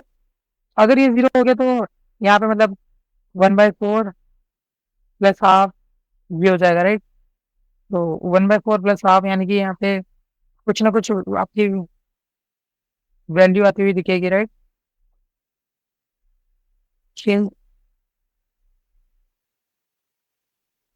हाँ जी, तो देख लेते हैं क्या मतलब ये 0.25 आएगा। लेट्स सपोज एलसीएम ले लेते हैं, ठीक है। तो ये आपके पास हो जाएगा 3/4। तो ये तो आपका 0.75 आ गया, राइट। अगर ये 0.75 आ रहा है तो यानी कि यहाँ पे जंप लिया गया 0.25 से 0.75 तक का। जंप बिल्कुल भी अलाउड नहीं है। अगर जंप लिया तो मतलब ये सीडीएफ नहीं बन सकता। ठीक है। सिमिलरली लास्ट वाले केस में भी जब आप यहाँ पे क्योंकि किसी गिवन है तो यहाँ पे डायरेक्ट इन्फिनिटी मान के शुरू कर लेते हैं। तो half 1 minus E to the power minus infinity करोगे तो आपको पता है कि इसकी वैल्यू तो जीरो ही होती है, तो हमने कहा फिर कि हाफ आ रहा है। ठीक है। अब अगर जस्ट आपको सिर्फ दो ही केस दिए गए, जीरो फिर हाफ, देखिए दो अलग अलग वैल्यू को रिप्रेजेंट कर रहा है, इसका मतलब ये भी आपका सीडीएफ नहीं हो सकता, कॉन्टिन्यूटी यहाँ पे नहीं है। ओके। तो कॉन्टिन्यूटी ना होने की वजह से हम इसको रॉन्ग करेंगे। तो देखो हमें यहाँ पे सिलेक्ट ही उसी को करना था जो आपका रिप्रेजेंट नहीं कर सकता है। इसका मतलब जब हमें को इसमें आंसर मार्क करना होगा तो हम ए सी एंड डी मार्क करके आएंगे। ठीक है। तो क्वेश्चन ध्यान से रीड करना है, ये नहीं कि आप बी पे मार्क करके आ जाए। ठीक है, ऐसा नहीं करना है। चलो आगे बढ़ते हैं। तो एक यहाँ पे हमें अगेन एक क्युमुलेटिव डिस्ट्रीब्यूशन फंक्शन गिवन है एंड यहाँ पे हमसे बोला जा रहा है कि वैल्यू निकालो P X equal to zero. तो एक्स इक्वल टू जीरो तो आपको पता है जीरो ही होगा, क्योंकि हमेशा यहाँ पे इनिशियल वैल्यू जीरो रहती है। इवन आप देख के भी बता सकते हो कि अगर एक्स की वैल्यू -1 से छोटी है, जो कि यहाँ पे आपकी वैल्यू जीरो है, ठीक है, एंड यहाँ पे अगर आपकी वैल्यू जो है वो जीरो से मतलब -1 से जीरो के इन बिटवीन है, तो आप इस वाली चीज को फॉलो करोगे। ठीक है। तो भी आपका यहाँ पे ओवरऑल इनिशियल वैल्यू हमेशा जीरो है, ये आपको फैक्टर के रूप में याद रखना है। ठीक है। हाँ, कभी भी आपका क्यूमुलेटिव डिस्ट्रीब्यूशन फंक्शन जिसको आप सीडीएफ कहते हैं, इसके अंदर कभी भी आपके पास यहाँ पे P X equal to zero के लिए जीरो से बड़ी वैल्यू नहीं आएगी। ठीक है। इनिशियली हमेशा जीरो होना नेसेसरी है। ठीक है। चलो फोर्थ वाले ये देखते हैं। प्रोबेबिलिटी यहाँ पे आपका जो एक्स है वो -3 से बड़ा और 0.5 से छोटा होना चाहिए। अच्छी बात है। इसको एक बार सॉल्व करते हैं। ध्यान से करना क्योंकि इस टाइप का क्वेश्चन आपके एग्जाम में पूछे जाते हैं। तो देखो इसको हम लिख सकते हैं in the format of final minus initial. हम इसको फंक्शन के फॉर्मेट में लिख देते हैं, फाइनल यानी कि बाद वाला माइनस इनिशियल यानी कि आगे वाला। ओके। चलो अब इसको सॉल्व कर लेते हैं। एफ 0.5 आपका कहाँ लाई करेगा, तो 0.5 आपका लाई करेगा इस पर्टिकुलर रीजन में।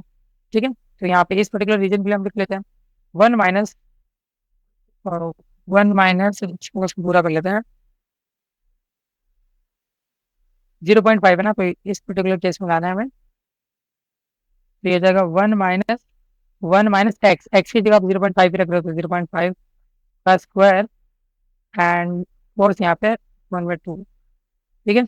माइनस एफ -3, -1 से कुछ भी छोटा होगा तो स्केल जीरो आएगी, तो ये तो डायरेक्ट जीरो ही हो गया। ठीक है। चलो अब इसको सॉल्व कर लेते हैं, तो डायरेक्ट ही हो गया। 1 - 1 में से आधा गया तो 0.5 का स्क्वायर, 0.5 का स्क्वायर है तो 0.25 ऐसे बोल सकते हैं। चलो बोल देते हैं 1/2। ठीक है। तो ये हो गया 2 - 0.25 1/2। आप इसको ओवरऑल सॉल्व करोगे तो 0.875 आएगा इसका फाइनल आंसर।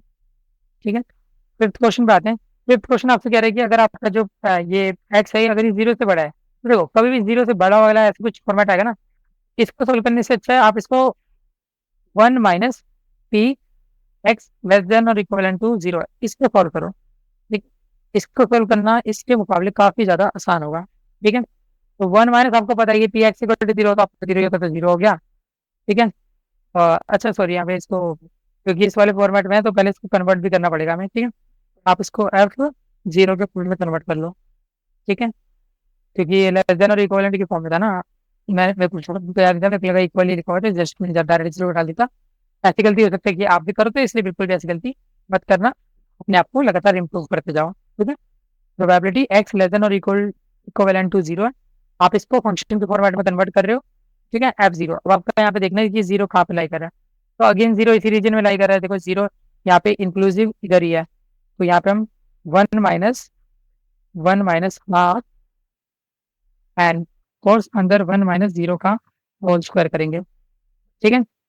चलो तो 1 - 1 - हाफ हो जाएगा, तो 1 - 1 प्लस हाफ हो गया, 1 से 1 गया, आपके पास जो फाइनल आंसर आया वो आ गया हाफ।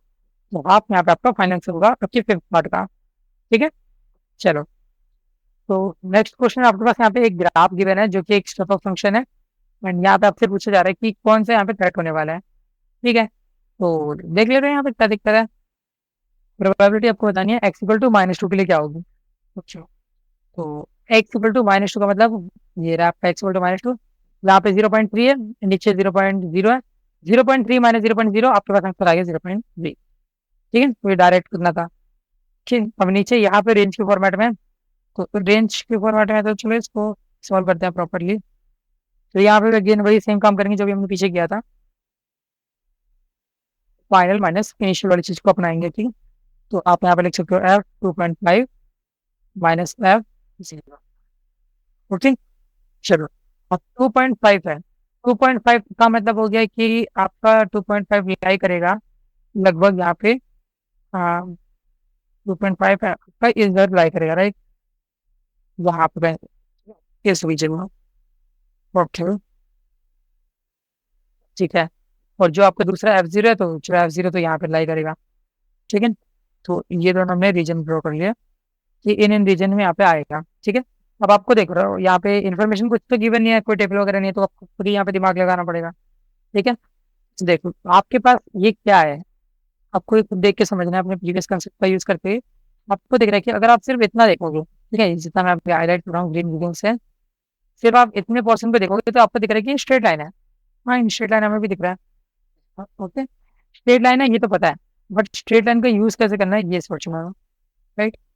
ये स्ट्रेट लाइन है, पहले हमें इसकी इन्फॉर्मेशन होनी चाहिए हमारे पास। ठीक है, इसकी इन्फॉर्मेशन निकालने के लिए हम एक काम करते हैं, हम इसको देखते हैं। ठीक है, इसके अलग अलग पॉइंट को नोट डाउन करते हैं एंड फिर इसकी कुछ बारीकियां को निकालने की कोशिश करते हैं। ठीक है, तो देखो आपको दिख रहा है कि इधर यहाँ पे -2 है, इधर आपका 2 है। ओके, अगर आप इसको ध्यान से देखोगे तो ये आपका एक राइट एंगल ट्रायंगल फॉर्म कर रहा है। ओके, ये आपका एक राइट एंगल ट्रायंगल फॉर्म कर रहा है। ठीक है, अब राइट एंगल ट्रायंगल ये आपका बना रहा है। ठीक है, आपकी एक स्ट्रेट लाइन इक्वेशन आपको पता है, स्ट्रेट लाइन इक्वेशन में अगर आपको कोई एक पॉइंट पता हो, तो उस पॉइंट की हेल्प से आप यहाँ पे चीजें सॉल्व कर सकते हो। एंड ये पॉइंट तो आपको पता ही है वाला। ठीक है, इस पॉइंट को आप कह सकते हो कि ये आपका, अगर इस वाले कोऑर्डिनेट का अगर आपको वैल्यू लिखना होगा तो आप क्या लिखोगे, आप लिखोगे यहाँ पे -2, 0.3। ओके, तो आपके पास यहाँ पे एक्स और वाई की वैल्यू है। अगर आपको इक्वेशन फॉर्म करिए तो आप अपने मन से क्या करोगे, यहाँ पे दूसरी तरफ एक्स वाई ले लोगे। ठीक है, अब आपको पता है कि कभी भी हमें इक्वेशन फॉर्म करनी होती है स्ट्रेट लाइन की, तो हम यहाँ पे स्लोप का फॉर्मूला यूज करते हैं। स्लोप क्या होता है, y2 minus Y one upon में x2 minus x1।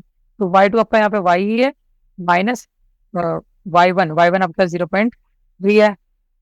Okay, upon में x2 यहाँ पे x है, माइनस x1 आपके पास -1 तो -2 है। ठीक है, ये -2, तो ये आपका हो जाएगा y माइनस 0.3 अपॉन में x प्लस 2। स्लोप, स्लोप की बात करें तो आपको पता है कि जो आपका स्लोप होता है वो tan थीटा के बराबर भी होता है। ठीक है, अब यहाँ पे मैथ के पुराने कंसेप्ट यूज हो रहे हैं जो आपने मैथमेटिक्स 01 में पढ़े हैं। ठीक है, तकरीबन आपके जो बेसिक्स हैं वो है, स्लोप आपका tan थीटा होता है जिसको आप परपेंडिकुलर अपॉन बेस भी कह सकते हो। परपेंडिकुलर आपका ये रहा। ठीक है, परपेंडिकुलर की अगर वैल्यू चाहिए तो आप क्या करोगे, 0.5 माइनस 0.2, 0.5 माइनस 0.5 माइनस 0.3 करोगे तो 0.2 आएगा। ठीक है, मेंटल कैलकुलेशन कई बार ज्यादा जल्दी हो जाता है। चलो बेस वाला देखते हैं। बेस अगर आपको चाहिए तो आपको ये देखना है, तो यहाँ पे आप 2 माइनस -2 करोगे, 2 minus -2 which is equal to nothing but 4। ठीक है, तो 0.2/4 आ रहा है, तो यहाँ पे लिख लेते हैं 0.2/4। ठीक है, अब आप चीजों को थोड़ा इधर उधर करोगे तो क्या इक्वेशन बन के आएगी, y equal to 0.05x plus 0.4। ठीक है, तो ये आपकी इक्वेशन आ रही है, ये जो ग्रीन वाली है। ठीक है, इसको हम मेंशन भी कर देते हैं कि ये आपकी ग्रीन वाली इक्वेशन है। ओके, चलो बहुत अच्छी है। अब इसके लिए तो हमने इक्वेशन निकाल ली, ये तो हमने एक सही काम कर दिया। ठीक है, ओके, अब देखो इस रीजन में जो आपके पास आ रहा था, ठीक है, जो हमें चाहिए था बेसिकली आपका यहाँ पे F0। ओके, तो देखो आपका जो F0 है वो कहीं ना कहीं इस जगह पे आता है, ये रहा।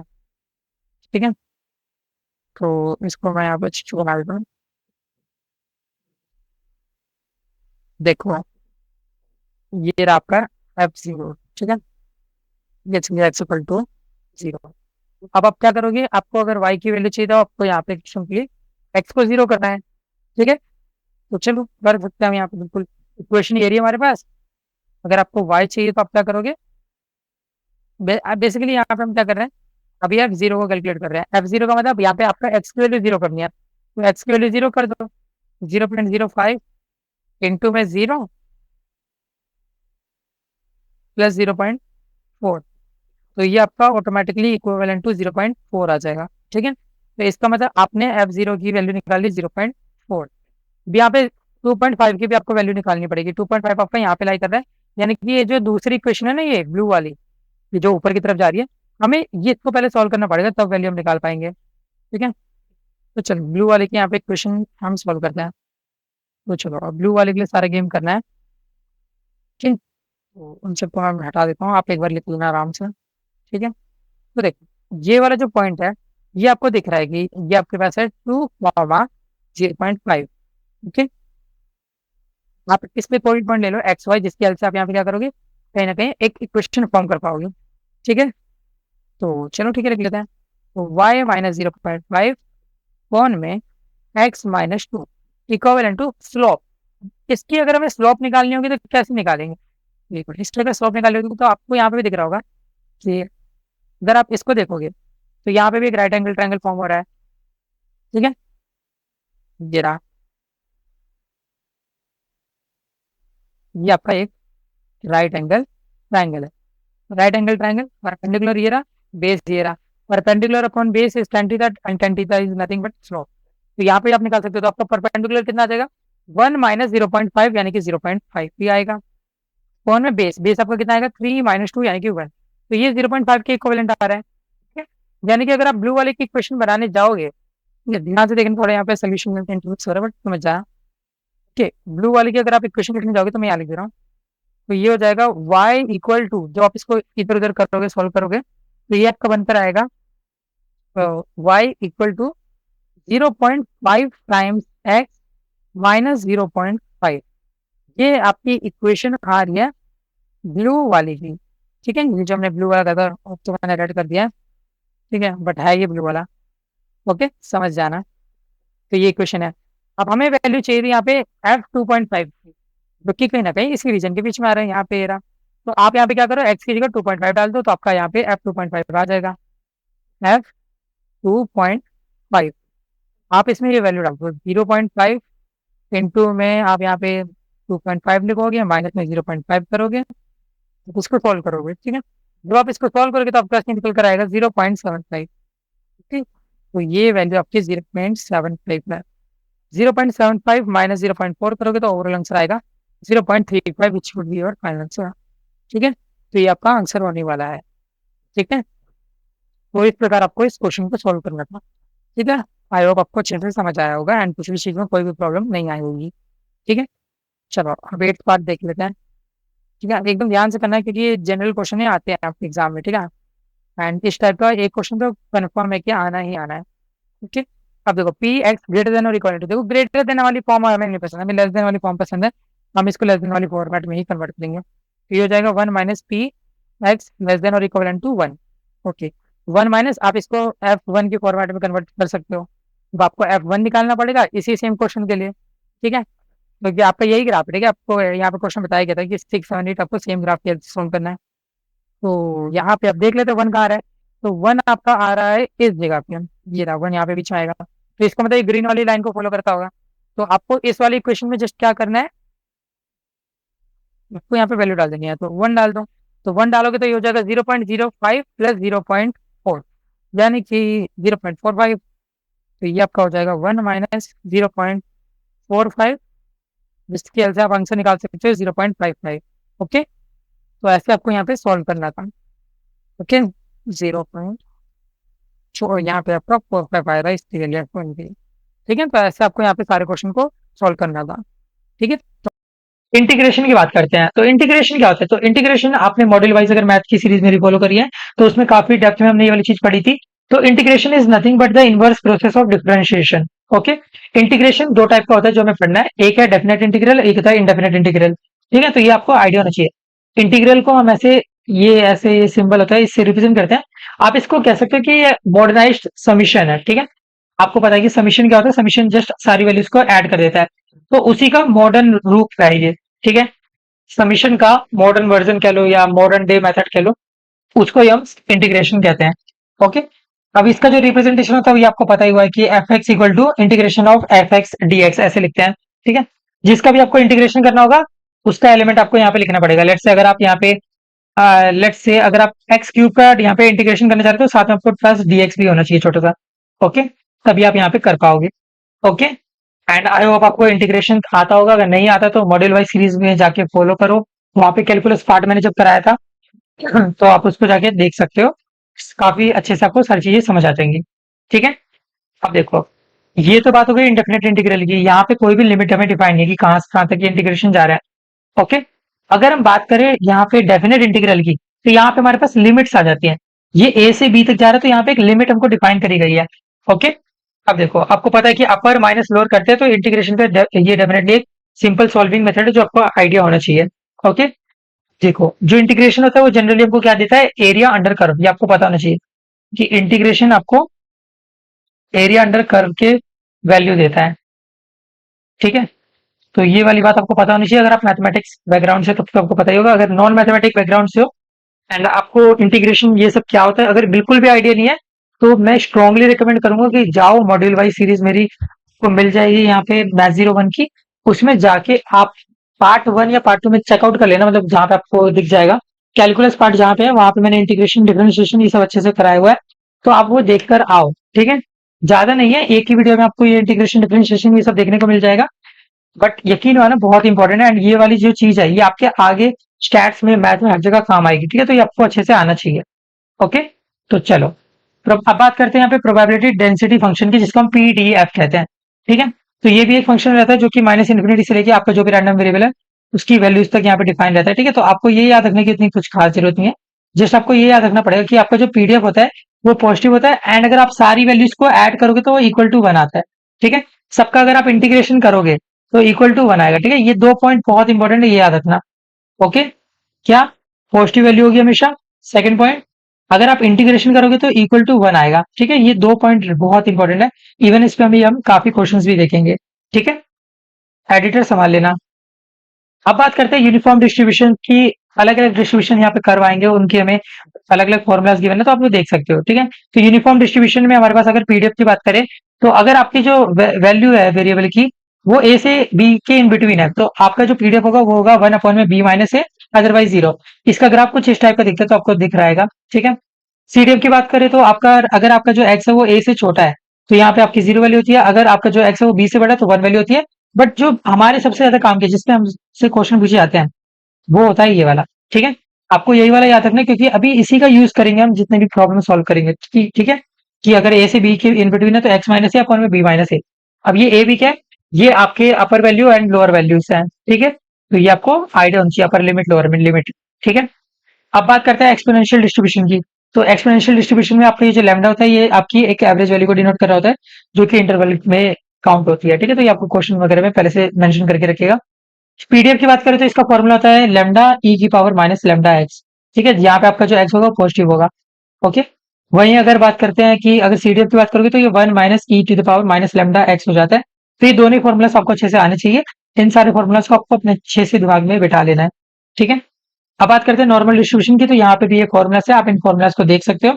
अब आप कहोगे कि भैया यहाँ पे म्यू सिग्मा स्क्वायर ये क्या है, तो म्यू का मतलब होता है मीन, सिग्मा स्क्वायर का मतलब होता है वेरियंस, सिग्मा का मतलब होता है स्टैंडर्ड डेविएशन। ठीक है, तो ये जनरल टर्म से ही आपको अच्छे से आने चाहिए।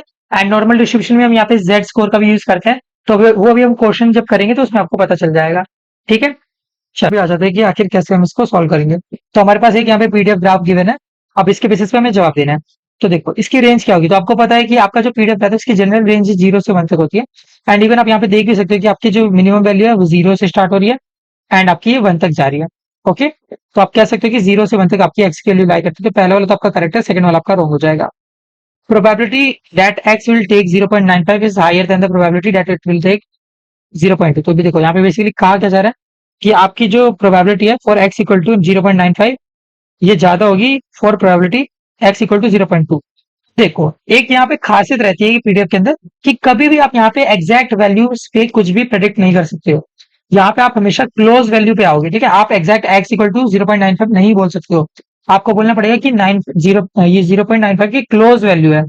ठीक है, तो ये वाला आपका रॉन्ग हो जाएगा क्योंकि यहाँ पे इन्होंने एग्जैक्ट वैल्यूज दे दी है, कभी भी एग्जैक्ट वैल्यू आपकी पीडीएफ में नहीं आएगी। ओके, ये वाला आपका सही हो जाएगा क्योंकि यहाँ पे इन्होंने वेरी क्लोज वाला यूज करा है। तो ये आपका एकदम करेक्ट वाली चीज है। ओके, तो ए एंड डी इसके करेक्ट ऑप्शन जाएंगे। सिंपल, आपको और कुछ नहीं है, एकदम जनरल जनरल बातें ध्यान में रखनी है। चलो आगे बढ़ते हैं। अब आगे देखते हैं कि क्या कह रहे हैं।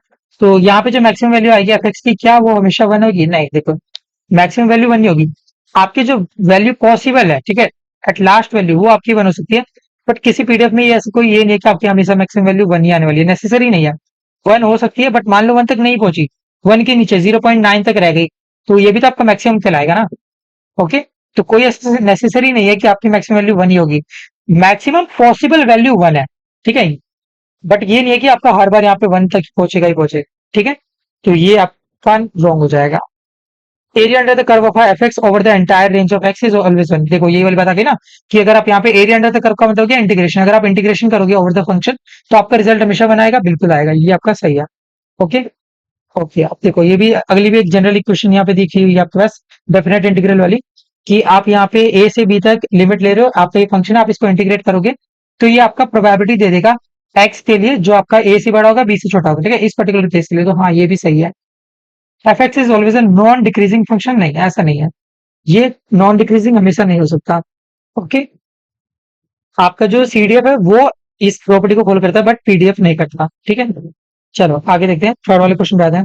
तो थर्ड वाले क्वेश्चन में यहाँ पे हमको डायरेक्ट फंक्शन ही दे दिया गया है, तो इसको भी एक बार देख लेते हैं।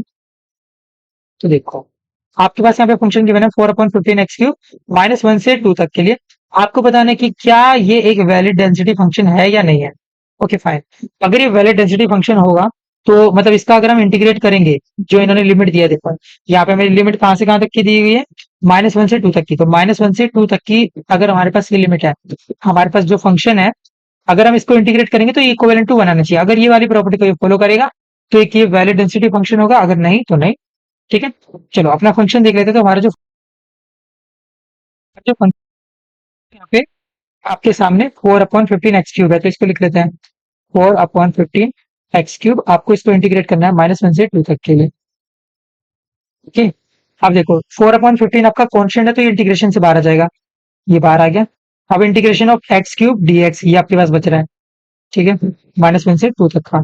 अब देखो इंटीग्रेशन ऑफ x की पावर में अगर n रहता है तो इसका जो रिजल्ट आता है वो हमेशा आता है x की पावर n+1, एंड जो भी आपने पावर में लिखा है वही सेम चीज नीचे भी लिखते हो, ठीक है। तो ये जनरल प्रॉपर्टी है इंटीग्रेशन की, आई होप आपको याद भी होगा, जनरल फॉर्मूला है, इसका हम यूज करेंगे, ठीक है। तो 4/15 तो आपका बाहर ही है, x³ का बन जाएगा x की पावर 4/4, ठीक है। एंड यहाँ पे जो लिमिट है उसको लिख लेते हैं -1 एंड 2। अब एक बार आप यहाँ पे इंटीग्रेट कर देते हो, देन आपको यहाँ पे लिमिट यहाँ पे एडजस्ट करनी पड़ती है। लिमिट आप कैसे एडजस्ट करोगे, अपर माइनस लोअर। तो एक्स की वैल्यू आप एक बार यहाँ पे 2 रखोगे, देन एक बार आप यहाँ पे -1 रखोगे। तो देखो 4/15 को हम बाहर रखते हैं। ओके, 4/15 आपका बाहर हो गया। देन यहाँ पे 2 की पावर 4/4 माइनस में, फिर यहाँ पे -1 की पावर 4/4। तो हम यहाँ पे क्या कर रहे हैं, अपर माइनस लोअर को लगा रहे हैं, ठीक है। चलो इसको यहाँ पे आगे खोल लेते हैं, 4/15। ओके, देन यहाँ पे 2 की पावर 4, तो 2 की पावर 4 आपका हो जाएगा यहाँ पे 16 होना चाहिए, देख लेते एक बार। 2 की 4, 2 की 4, 4 4 16, ओके फाइन। तो 16/4 माइनस में ये आपका वन ही आने वाला है, ठीक है, क्योंकि -1 की पावर अगर ये इवन है तो कुछ भी कर लो वन ही आएगा, ठीक है। तो ये हो जाएगा 16 -1 अपॉन में 4, तो ये आपका हो जाएगा 15/4, राइट। ओके, 15/4 हो रहा है। तो यहाँ पे 15 से 15 कटा, 4 से 4 कटा, आपका ओवरऑल वैल्यू बना रही है। अगर ये वैल्यू 1 आ रही है तो मतलब यस, ये आपका यहाँ पे एक वैलिड डेंसिटी फंक्शन है, तो यस आपका यहाँ पे करेक्ट आंसर हो जाएगा, ठीक है। तो आपको इस हिसाब से यहाँ पे सॉल्विंग करनी थी, एंड ये आपका फाइनल रिजल्ट आ रहा है। ओके, चलो आगे देखते हैं, फिफ्थ क्वेश्चन पे आते हैं। आई थिंक ये क्वेश्चन रह गया, फोर्थ क्वेश्चन। हाँ, फोर्थ क्वेश्चन को भी एक बार देख लेते हैं, क्या ये क्या कह रहा है। तो फोर्थ क्वेश्चन में आपसे कहा गया कि अगेन आपके पास एक फंक्शन है जो कि ए से बी तक डिफाइंड है। आपको बताना है कि यहाँ पे ए बी सी की क्या वैल्यू होगी अगर ये एक वैलिड डेंसिटी फंक्शन है। तो अगेन हम वही सेम काम करेंगे, जो इंटीग्रेशन है CX³ का 4a से b, ये आपका इक्विवेलेंट टू 1 आना चाहिए, राइट। हम इसी का यूज करेंगे, ठीक है। सी आपका कॉन्स्टेंट है, ये तो बाहर आ जाएगा, x³ .dx, इसको आपको इंटीग्रेट करना है 4a से b equal to 1। Okay fine, चलो इंटीग्रेशन लगा लेते हैं, एक बार देख लेते हैं कि क्या रिजल्ट आएगा। तो x का क्यूब है तो x की जितनी पावर है वो एक बढ़ जाएगी, एंड जो पावर लिखी है वही सेम नीचे आएगी, ठीक है। यही सेम हमने रूल लगाया जो भी पीछे सॉल्व करा था ना, ये कहाँ गया, हाँ ये वाला फॉर्मूला हम यूज कर रहे हैं और कुछ नहीं है, ठीक है। तो x की पावर 4/4 हो गया, एंड ये a से b तक ही है, सी आपका कॉन्स्टेंट है, बाहर आएगा इक्वल टू 1। ओके, अब देखो हम यहाँ पे अपर माइनस लोअर लगा सकते हैं, बिल्कुल लगा सकते हैं। ठीक है, तो चलो यहाँ पे अपर माइनस लोअर लगा देते हैं। सी तो बाहर है, बी की पावर 4/4 माइनस ए की पावर 4/4 इक्वल टू 1। ठीक है, तो ये तो नीचे दोनों साइड 4 है, तो इसको बाहर ही निकाल लेते हैं। C/4 बी की पावर 4 माइनस ए की पावर 4 इक्वल टू 1। ठीक है, 4 को उधर भेज देंगे तो ये उधर चला जाएगा। ओके, तो 4 C बी की पावर 4 माइनस ए की पावर 4, आपके पास एक प्रॉपर इक्वेशन बन के आ गई है। अब आपको करना क्या है, जस्ट यहाँ पे जितने भी ऑप्शंस है आपको इनकी एबीसी की वैल्यू उठानी है, यहाँ पे पुट करनी है। ठीक है, जो भी आपका यहाँ पे एलएचएस इक्वल टू आरएचएस वाली चीज ला देगा, मतलब आपकी इक्वेशन सेटिस्फाई कर देगा, वो आपका आंसर होगा। ठीक है, तो जस्ट आपको करना क्या है, हर एक एबीसी के लिए, हर एक ऑप्शन के लिए आपको एबीसी की वैल्यू यहाँ पे रखनी है। देन मैच करना है कि यहाँ पे आपकी जो इक्वेशन है वो सेटिस्फाई होगी या नहीं। तो जब आप ये करोगे तो आपका बी एंड डी यहाँ पे करेक्ट ऑप्शन देखने को मिलेगा। ठीक है, चलो आगे बढ़ते हैं। फिफ्थ क्वेश्चन पे आते हैं। तो फिफ्थ क्वेश्चन में हमारे पास एक पीडीएफ फंक्शन हमारे पास गिवन है, एंड हमसे पूछा है कि probability of 1 less than, sorry greater than, less than, ये सॉरी लेस देन एक्स, एंड जो आपका एक्स है वो लेस देन 2.5 है, इसके लिए हमें वैल्यू बतानी है। चलो नेक्स्ट पेज पे ले चलते हैं। ओके फाइन, तो अब हम हमारे पास यहाँ पे अलग अलग फंक्शन है, इसका हम यूज करेंगे। ठीक है, तो देखो इंटीग्रेशन आपका 0 से 1 तक है, जब 0 से 1 तक 0.1, 0.1 है, किसको लिख दिया। एंड ऑफ कोर्स आपको सबके साथ dx लगाना ही पड़ेगा। ठीक है, ये जनरल रूल है। dx जस्ट आपका एक रिप्रेजेंटेशन है फॉर योर इंटीग्रेशन। ठीक है, एक छोटा सा कंपोनेंट है।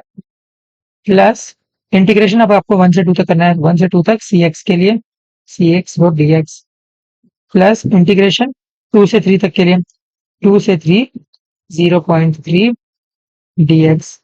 ठीक है, एंड अदरवाइज 0, तो अदरवाइज तो हमें मतलब ही नहीं है। आप इन सबको जब ऐड करोगे तो इक्वल टू 1 आना चाहिए, जनरल प्रॉपर्टी है। ठीक है, तो इंटीग्रेशन का जो ओवरऑल रिजल्ट आता है वो हमेशा इक्वल टू 1 आएगा। ठीक है, पीडीएफ में समझ लो आपको हर क्वेश्चन इसी टाइप का देखने को मिलेगा। ठीक है, अब यहाँ पे इंटीग्रेशन सॉल्व कर लेते हैं। 0.1 कॉन्स्टेंट है, बाहर आ गया, अंदर बच रहा है डीएक्स। डीएक्स को जब आप इंटीग्रेट करोगे तो डीएक्स का मतलब है छोटा सा कॉम्पोनेंट ऑफ एक्स। अगर बहुत सारे छोटे छोटे एक्स को जोड़ोगे तो क्या बनेगा, एक एक्स बनेगा। ठीक है, तो यहाँ पे आपका रिजल्ट क्या आएगा, एक्स। यहाँ पे आपको लिमिट सेट कर देनी है। प्लस सी एक्स है, सी तो कॉन्स्टेंट है, बाहर चला गया, एंड एक्स का आप इंटीग्रेशन करोगे तो ये बन के आएगा एक्स की पावर 2/2। यहाँ पे आप लिमिट सेट कर दो 1 से 2 तक की। 0.3 कॉन्स्टेंट है, बाहर आ गया, अंदर बच रहा है डीएक्स, डीएक्स को इंटीग्रेट करोगे तो एक्स आएगा 2 3 इक्वल टू 1। ठीक है फाइन, अच्छी बात है। ओके, अब इसको और सॉल्व करते हैं। तो 0.1 अपर माइनस लोअर लगा दोगे तो यहाँ पे 1 माइनस 0 हो जाएगा, प्लस सी। अब यहाँ पे देखो, यहाँ पे आप वैल्यू रखोगे तो ये हो जाएगा 2 का स्क्वायर यानी कि 4, 4/2 माइनस 1 का स्क्वायर यानी कि 1/2। अपर माइनस लोअर का रिजल्ट आ रही है। ठीक है, प्लस 0.3, यहाँ पे अपर माइनस लोअर करोगे तो 3 माइनस 2 हो जाएगा इक्वल टू 1। ओके, तो 0.1 इंटू 1 करोगे तो 0.1 ही आने वाला है। प्लस में सी, आप इधर एलसीएम लोगे तो 4 - 1 यानी कि 3/2 हो जाएगा ये। ठीक, प्लस 0.3 इंटू 1 यानी कि 0.3 हो गया equal to 1। Okay, further solve करते हैं। तो देखो सी 3/2 आपका हो जाएगा, इधर 1 है, 0.1 और 0.3 आपका 0.4 बना देंगे, 0.4 को आप उधर भेजोगे तो 1 माइनस 0.4 यानी कि 0.6 आ जाएगा। ठीक है, तो सी की वैल्यू कितनी निकल जाएगी, ये आपका हो जाएगा 1/1.2, 2 को आप मल्टीप्लाई करोगे तो एंड अपॉन में 3, कट करोगे तो 0.4। तो सी की वैल्यू आपके पास यहाँ पे निकल कर आई है 0.4। चलो, यानी कि अब सी की जगह हम क्या कर सकते हैं, 0.4 लिख सकते हैं, अच्छी बात है। चलो, अब जो पूछा गया मेन उस पे आते हैं। अब ये तो भी हमने सी की वैल्यू निकाली है। प्रोबेबिलिटी 1 2.5, इसको लिख लेते हैं 1 एंड 2.5। ओके, हमें इसको सॉल्व करना है। ठीक है, तो इसको सॉल्व करने के लिए भी हमें इंटीग्रेशन रिक्वायर्ड होगा। ठीक है, तो 1 है, 1 आपका यहाँ पे कौन सी चीज में लाई कर रहा है हमको देखना पड़ेगा। तो 1 आपका यहाँ पे कहाँ लाई कर रहा है, 1 आपका यहाँ पे लाई कर रहा है इन यूर, 1 आपका यहाँ पे इंक्लूड है, तो मतलब आप सी एक्स को देखोगे, सी एक्स आपका यहाँ पे रिक्वायर्ड फंक्शन है। तो 1 के लिए आपका सी एक्स रिक्वायर्ड फंक्शन है। ठीक है, ओके, सी एक्स आपका रिक्वायर्ड फंक्शन हो गया, 1 से 2 तक के लिए डिफाइंड है ये। ठीक है, 1 से 2 तक के लिए, okay fine, D x plus 2.5, 2.5 आपका आएगा 2 से 3 के बीच में, यानी कि 0.3 वाला यहाँ पे डिफाइन करेंगे। तो इंटीग्रेशन 0.3 डॉट डी एक्स, ये आपका 2 से 3 तक के लिए डिफाइंड है। अच्छा सॉरी, यहाँ पे हमारा ये 2 से 2.5 होना चाहिए, क्योंकि आपके मैक्सिमम यहाँ पे 2.5 बोला गया है। ठीक है, 1 से 2 तक, देन 2 से 2.5 तक। बहुत अच्छे, ये हमने डिफाइन सारा यहाँ पे कर लिया है।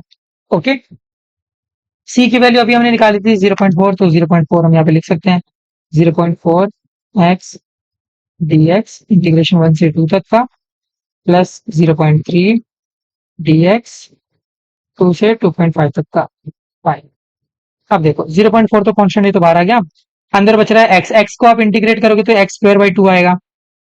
एक्स स्क्वायर बाई 2, लिमिट लगा दो 1 से 2, प्लस में यहाँ पे 0.3 है, कॉन्स्टेंट है, बाहर आ जाएगा। अंदर बचेगा डीएक्स, डीएक्स को आप इंटीग्रेट करोगे तो आपका एक्स आएगा। आप यहाँ पे अपर माइनस फोर यहाँ पे मतलब लिमिट लगा सकते हो। ठीक है, 0.4। अब यहाँ पे देखो 2 का स्क्वायर करोगे तो 4/2 माइनस 1/2, यानी कि ओवरऑल ये 3/2 आने वाला है। ठीक है, प्लस 0.3, 2.5 माइनस 2 करोगे तो 0.5 आएगा, तो 0। चलो अब इसको सोल्व करते हैं। तो देखो इसको आप कट करोगे तो 0.2 हो जाएगा, 0.2 को 3 से मल्टीप्लाई करोगे तो 0.6, प्लस 0.3 को 0.5 से करोगे तो 0.15 आ जाएगा। आप इन दोनों को आपस में ऐड करोगे तो ये आपका आएगा 0.75। तो 0.75 आपका यहाँ पे एग्जैक्ट आंसर होने वाला है। ठीक है, तो आपको इस तरीके से इस क्वेश्चन को सॉल्व करना था। ठीक है, चलो सिक्स क्वेश्चन पे आते हैं कि सिक्स क्वेश्चन आपकी तरफ से क्या कह रहा है, इसको जान लेते हैं एक बार। ओके, तो सिक्स क्वेश्चन में आपसे यहाँ पे के एक्स दिया गया है एंड आपसे पूछ रहा है कि यहाँ पे कौन सी एग्जैक्ट वैल्यू होगी। तो 0 से 1 तक, तो देखो ये तो कॉमन सेंस बात है कि हमेशा आपका जो प्रोबेबिलिटी डेंसिटी फंक्शन होता है ये कभी भी एग्जैक्ट वैल्यू नहीं देता। तो मतलब 0 से स्टार्ट होगा, बट एग्जैक्ट 0 से नहीं होगा। ठीक है, 0 को कभी भी इंक्लूड नहीं करेगा। 0 से यहाँ पे राउंड ब्रैकेट का यूज करके मतलब 0 के काफी करीब है, एंड 1 इसकी मैक्सिमम वैल्यू है, बट ये भी काफी करीब वाली वैल्यू है, एग्जैक्ट वैल्यू नहीं आएगी। ठीक है, एग्जैक्ट वैल्यू आपके जस्ट इंटीग्रेशन के रिजल्ट के रूप में आती है, वैसे नहीं आती। तो 0 से 1 हमेशा ये वाला आपका करेक्ट होगा, तो ए ऑप्शन करेक्ट होगा। अब ये मत देखने लगना कि यहाँ पे 0 से 1 ऐसे दिया गया है, ऐसा नहीं देखना है। ठीक है, चलो सेवंथ क्वेश्चन पे आते हैं। तो सेवंथ क्वेश्चन में सेम चीज के लिए हमको यहाँ पे बोला गया है कि प्रोबेबिलिटी 0.5 से 0.8 तक का हमें जवाब देना है। ठीक है, इसको यूज कर लेते हैं। तो चलो यहीं पे लिख लेते हैं। तो आपको चाहिए प्रोबेबिलिटी 0.5 एंड 0.8 के इन बिटवीन। ठीक है, एंड यहाँ पे आपको जो यूज करना है वो ये वाला फंक्शन यूज करना है, क्योंकि 6 7 8 क्वेश्चन में यही वाला आपको फंक्शन बोला गया है। तो के एक्स 0 से 1 तक डिफाइंड है। ठीक, अच्छी बात है। तो के एक्स का यूज कर लेते हैं। तो के एक्स 0 से 1 तक के लिए डिफाइंड है, इसका हम यूज करेंगे। तो आप इसको इंटीग्रेट करोगे तो इक्वल टू 1 आना चाहिए, राइट। चलो के तो आपका कॉन्स्टेंट है, बाहर आ गया। एक्स को इंटीग्रेट करोगे तो x square by 2, limit set कर दी 0 से 1 इक्वल टू 1। के अपर माइनस लोअर करोगे तो 1 का स्क्वायर मतलब 1/2 हो जाएगा, 1/2 माइनस 0 तो 1/2 ही आ गया, इक्वल टू 1। 2 को इधर भेज दोगे तो मल्टीप्लाई हो जाएगा 1 से, तो ये 2 ही आ जाएगा। तो के इक्वल टू 2, के की वैल्यू आपके पास 2 आ चुकी है। Okay, अच्छी बात है। अब एक बार के की वैल्यू 2 आ गई, तब आपका जो फंक्शन है वो तो और इजी हो गया सॉल्व करने के लिए। आपको इंटीग्रेट करना है 0.5 से 0.8 तक में, एंड आपका जो फंक्शन है वो आपको यहाँ पे डिफाइंड है 0 पॉइंट सॉरी 0 पॉइंट कह रहा हूँ 2 है ना। तो ये आपका 2x हो जाएगा, क्योंकि के की वैल्यू अभी आपने निकाली है 2। तो 2x डॉट डी एक्स इसका आप यूज कर लो। तो देखो 2 तो कॉन्स्टेंट है, बाहर आ गया। x को आप इंटीग्रेट करोगे तो ये आपका हो जाएगा एक्स स्क्वायर बाई 2, एंड यहाँ पे आपकी लिमिट है 0.5 से 0.8 तक की, राइट। नेक्स्ट पेज पे लिख लेते हैं। तो देखो 2 तो बाहर आई, अपर माइनस लोअर करते हैं, तो 0.8 का स्क्वायर बाई 2 माइनस 0.5 का स्क्वायर बाई 2। अब देखो 2 बाहर है, यहाँ पे 0.8 का स्क्वायर करोगे तो 0.64 आएगा, माइनस में 0.5 का स्क्वायर करोगे तो 0.25 आएगा, ओवरऑल नीचे 2 आएगा। ठीक है, एलसीएम लिखें तो 2 से 2 कटा, 0.64 में से 0.25 माइनस करोगे तो यहाँ पे 0.39 आ जाएगा। तो 0.39 आपका यहाँ पे फाइनल आंसर होने वाला है for your seventh seventh question, seventh function. ठीक है, चलो एट्थ क्वेश्चन की बात करते हैं अब, कि एट्थ क्वेश्चन आपसे क्या कह रहे हैं, इसको ले चलते हैं आगे। हाँ जी, तो ये आपका एट्थ क्वेश्चन है। यहाँ पे आपसे कह रहा है कि अगर आपका एफ जो है वो 0.5 का है, तो यहाँ पे आपका जो सी डी एफ होगा उसका क्या आंसर आएगा एक्स के लिए। तो ठीक है, आपका जो फंक्शन है वो आपको डिफाइन कर देगा 0.5 तक के लिए।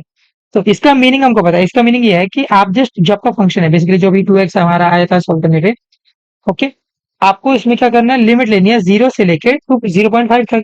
आपको पता है 0 से स्टार्ट होती है, यहाँ पे कुछ नहीं तो समझ लो 0 ही लिखा हुआ है। 0 से 0.5 तक आपको यहाँ पे लिमिट बता दी गई है। ठीक है, जस्ट हम इसी का यूज करेंगे, तो 0 से 0.5।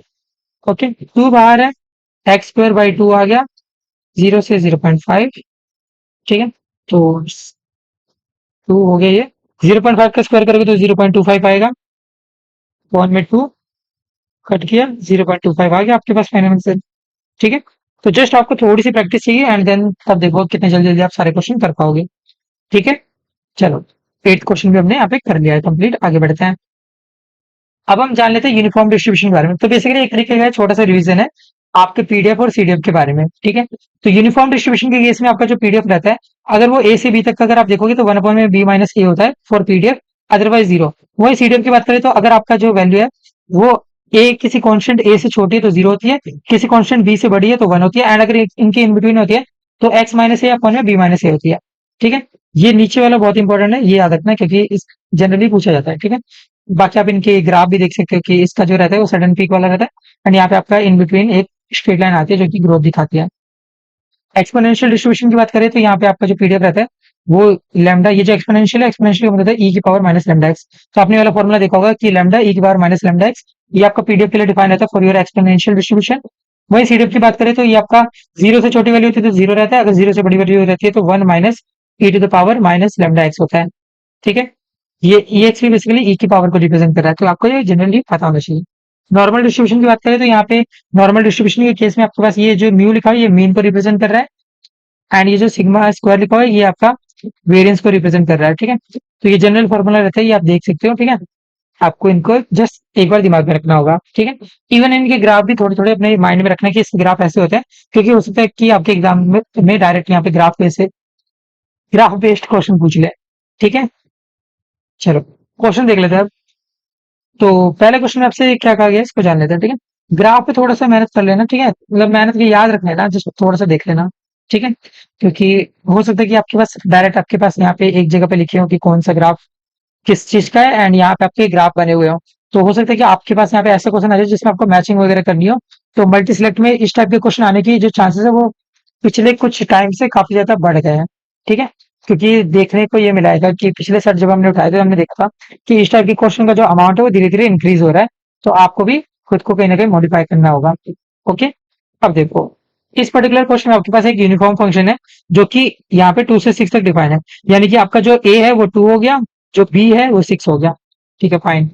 आपसे पूछा जा रहा है कि प्रोबेबिलिटी क्या होगी, 1 less than x which is again less than 5। ठीक है, प्रोबेबिलिटी जहाँ पे आपका जो एक्स है वो बड़ा है 1 से एंड 5 से छोटा है। यूनिफॉर्म डिस्ट्रीब्यूशन है इतना आपको पता चल गया। ओके, यूनिफॉर्म डिस्ट्रीब्यूशन है इतना आपको अच्छे से पता है। जस्ट अब यहाँ पे आपको कुछ नहीं दिया गया तो आपको सिंपल यहाँ पे अपना फॉर्मूला अपनाना है सीडीएफ का। ठीक है, तो आपको पता है कि यूनिफॉर्म के केस में आपके पास अगर आपका जो आप एक्स ले रहे हो, मान लो ये एक्स किसी ए कांस्टेंट से छोटा है। ठीक है, ये आपको यहाँ पे गिवन है 2 से। ठीक है, आप चाहो तो यहाँ पे लिख भी सकते हो, तो चलो अभी हम पहले सिंपल ए वाले फॉर्मेट में लिख हैं। तो आपकी वाली जीरो रहती है, वहीं अगर ये एक्स जो रहता है ये अगर बी से बड़ा रहता है तो 1 रहती है। अगर इनके इन बिटवीन रहा, ओके, अगर इनके इन बिटवीन रहा ये, तो आपकी जो वैल्यू रहती है वो एक्स माइनस ए अपॉन में बी माइनस ए रहती है। ये आपको याद होना चाहिए। ठीक है, ये प्रॉपर फॉर्मूला आपके दिमाग में अच्छे से बैठा होना चाहिए। ठीक है, अब हम इसका यूज करेंगे तो आपको दिख रहा है कि ये इन बिटवीन वाली चीज पूछ रहा है, तो आपको यहाँ पे बीच वाला फॉर्मूला यूज करना है। ठीक है, तो एक्स क्या है। ठीक है, तो देखो आप आपका जो एक्स है इसको आपको सॉल्व करना पड़ेगा। आप कहोगे कि भैया ये तो कुछ अलग ही आ गया, तो बहुत बड़ा सारा, तो आप इसको भी और सिंप्लीफाई कर सकते हैं। ठीक है, देखो P1 एक्स एंड 5 ये हमने लिख लिया। अब हम चाहें तो इसको सेपरेट कर सकते हैं। ठीक है, हम इसको लिख सकते हैं उस वाले फॉर्मेट में जैसे मैंने आपको बताया था ना पिछले वीडियो में कि हम फाइनल माइनस इनिशियल के फॉर्मेट में लिख सकते हैं, तो वही करेंगे F of 5 minus F of 1। ठीक है, अब आपका जो एफ ऑफ 5 है उसको हम सोल्व करते हैं। तो एफ ऑफ 5 जो है वो आपका यहाँ पे आपको पता है कि अगर आपका ए जो है वो 2 है, बी जो है 6 है, और ये जो 5 के लिए आप निकाले तो 5 आपका ए और बी के बीच में ही आएगा, राइट। अगर आपका जो 5 है वो ए और बी के बीच में, मतलब बीच वाला फॉर्मूला आप अपनाओगे, तो एक्स माइनस ए अपॉन में बी माइनस ए करेंगे, यहाँ पे आपका एक्स जो है वो 5 है, तो ये हो जाएगा 5 माइनस ए, ए आपके पास 2 था, 2 रख दिया अपॉन में बी माइनस ए, तो 6 माइनस 2 कर देंगे, 6 माइनस 2 माइनस में F1। ठीक है, अब देखो जो आपका F1 है, 1 आपका यहाँ पे ए से छोटा है ना, अगर ए से छोटा है तो डायरेक्ट जीरो हो जाएगा, तो इसको तो हटाई दो। 5 में से 2 गया 3, 6 में से 2 गया 4, 3/4, इसका मतलब हो गया आपके पास आंसर आ रहा है 0.75। ठीक है, तो ये आपके पास फाइनल आंसर इस तरीके से हमको निकालना है। चलो अब अगला देख लेते हैं, सेकंड क्वेश्चन पे आते हैं। ओके, तो सेकंड क्वेश्चन में अगेन आपके पास एक यूनिफॉर्म फंक्शन है, एंड यहाँ पे आपसे बोला गया कि कि ये वैल्यू गिवन है एंड इस वैल्यू के बारे में आपसे पूछा गया। ठीक है, एक बार लिख लेते हैं, जो गिवन है उसको लिख लो, पी एक्स लेस देन और equal to A plus two equal to 0.2, ये इन्फॉर्मेशन आपके पास गिवन है। एंड आपसे पूछा जा रहा है पी एक्स ग्रेटर देन और equal to B minus two. Okay, सही है, हमने देख लिया ये चीज। अब पहले इस वाले को देखते हैं कि आखिर ये क्या कह रहा है। ठीक है, तो आपका यहाँ पे ए से बी तक ये यूनिफॉर्म फंक्शन डिफाइंड है। ठीक है, तो यूनिफॉर्म फंक्शन आपका ए से बी तक डिफाइंड है। ओके, अच्छी बात है। Okay, fine. अब देखो, आपको क्योंकि हमें बताया गया कि जो आपका इस पर्टिकुलर केस में एक्स जो है वो ए प्लस टू से बड़ा है। मतलब एक्स जो है वो ये ए प्लस टू से छोटा है। ठीक है, बड़ा नहीं है ये, बेसिकली ये वाली वैल्यू आपकी बड़ी है ए प्लस टू। तो इसको मतलब आप कह सकते हो कि ये जो आपका प्रोबेबिलिटी है, ये बेसिकली आपका सेकंड रीजन में आ रहा होगा, क्योंकि ये ए से तो बड़ा ही है ना। देखो, आपका जो एक्स है, अच्छा, एक सेकेंड, हाँ, ठीक है, फाइन। तो देखो, आपको यहाँ पे दिख रहा है कि आपका जो एक्स है वो ए प्लस टू से छोटा है। ठीक है, तो यानी कि आपको दिख रहा है कि ये ए प्लस टू का मतलब ये कहीं ना कहीं इस रीजन में लाई कर रहा होगा। ठीक है, ए ये रहा, ए प्लस टू, तो यहाँ पे लाई करेगा, है ना। तो यानी कि इसमें भी हम ये वाला फॉर्मूला पाएंगे। इवन आप ये मान सकते हो कि कभी भी आपके पास यूनिफॉर्म डिस्ट्रीब्यूशन का कोई भी केस आएगा, तो उसमें हमेशा आपको ये बीच वाला फॉर्मूला ही यूज करना पड़ेगा। Rarest of the rare case में ऐसा होगा, rare of the rarest case में ऐसा होगा कि आपको यहाँ पे जीरो या वन यूज करना हो, नहीं तो हमेशा आपको यहाँ पे बीच वाला ही यूज करना होगा। ठीक है, तो जस्ट हम बीच वाला फॉर्मूला यहाँ पे यूज कर रहे हैं, तो ये हो जाएगा आपके पास आपका एक्स माइनस ए। ठीक है, ए आपके पास यहाँ पे गिवन ही है, अपॉन में बी माइनस ए, तो बी का तो बी है, माइनस में ए, ये आपके पास गिवन है 0.2। Okay, fine. चलो अब इसको सॉल्व कर लेते हैं। तो देखो, A plus two minus A है, A plus two minus A से ए गया, अपॉन में B minus A equal to 0.2। Okay, तो ये हो जाएगा टू अपॉन में B minus A equal to two upon ten.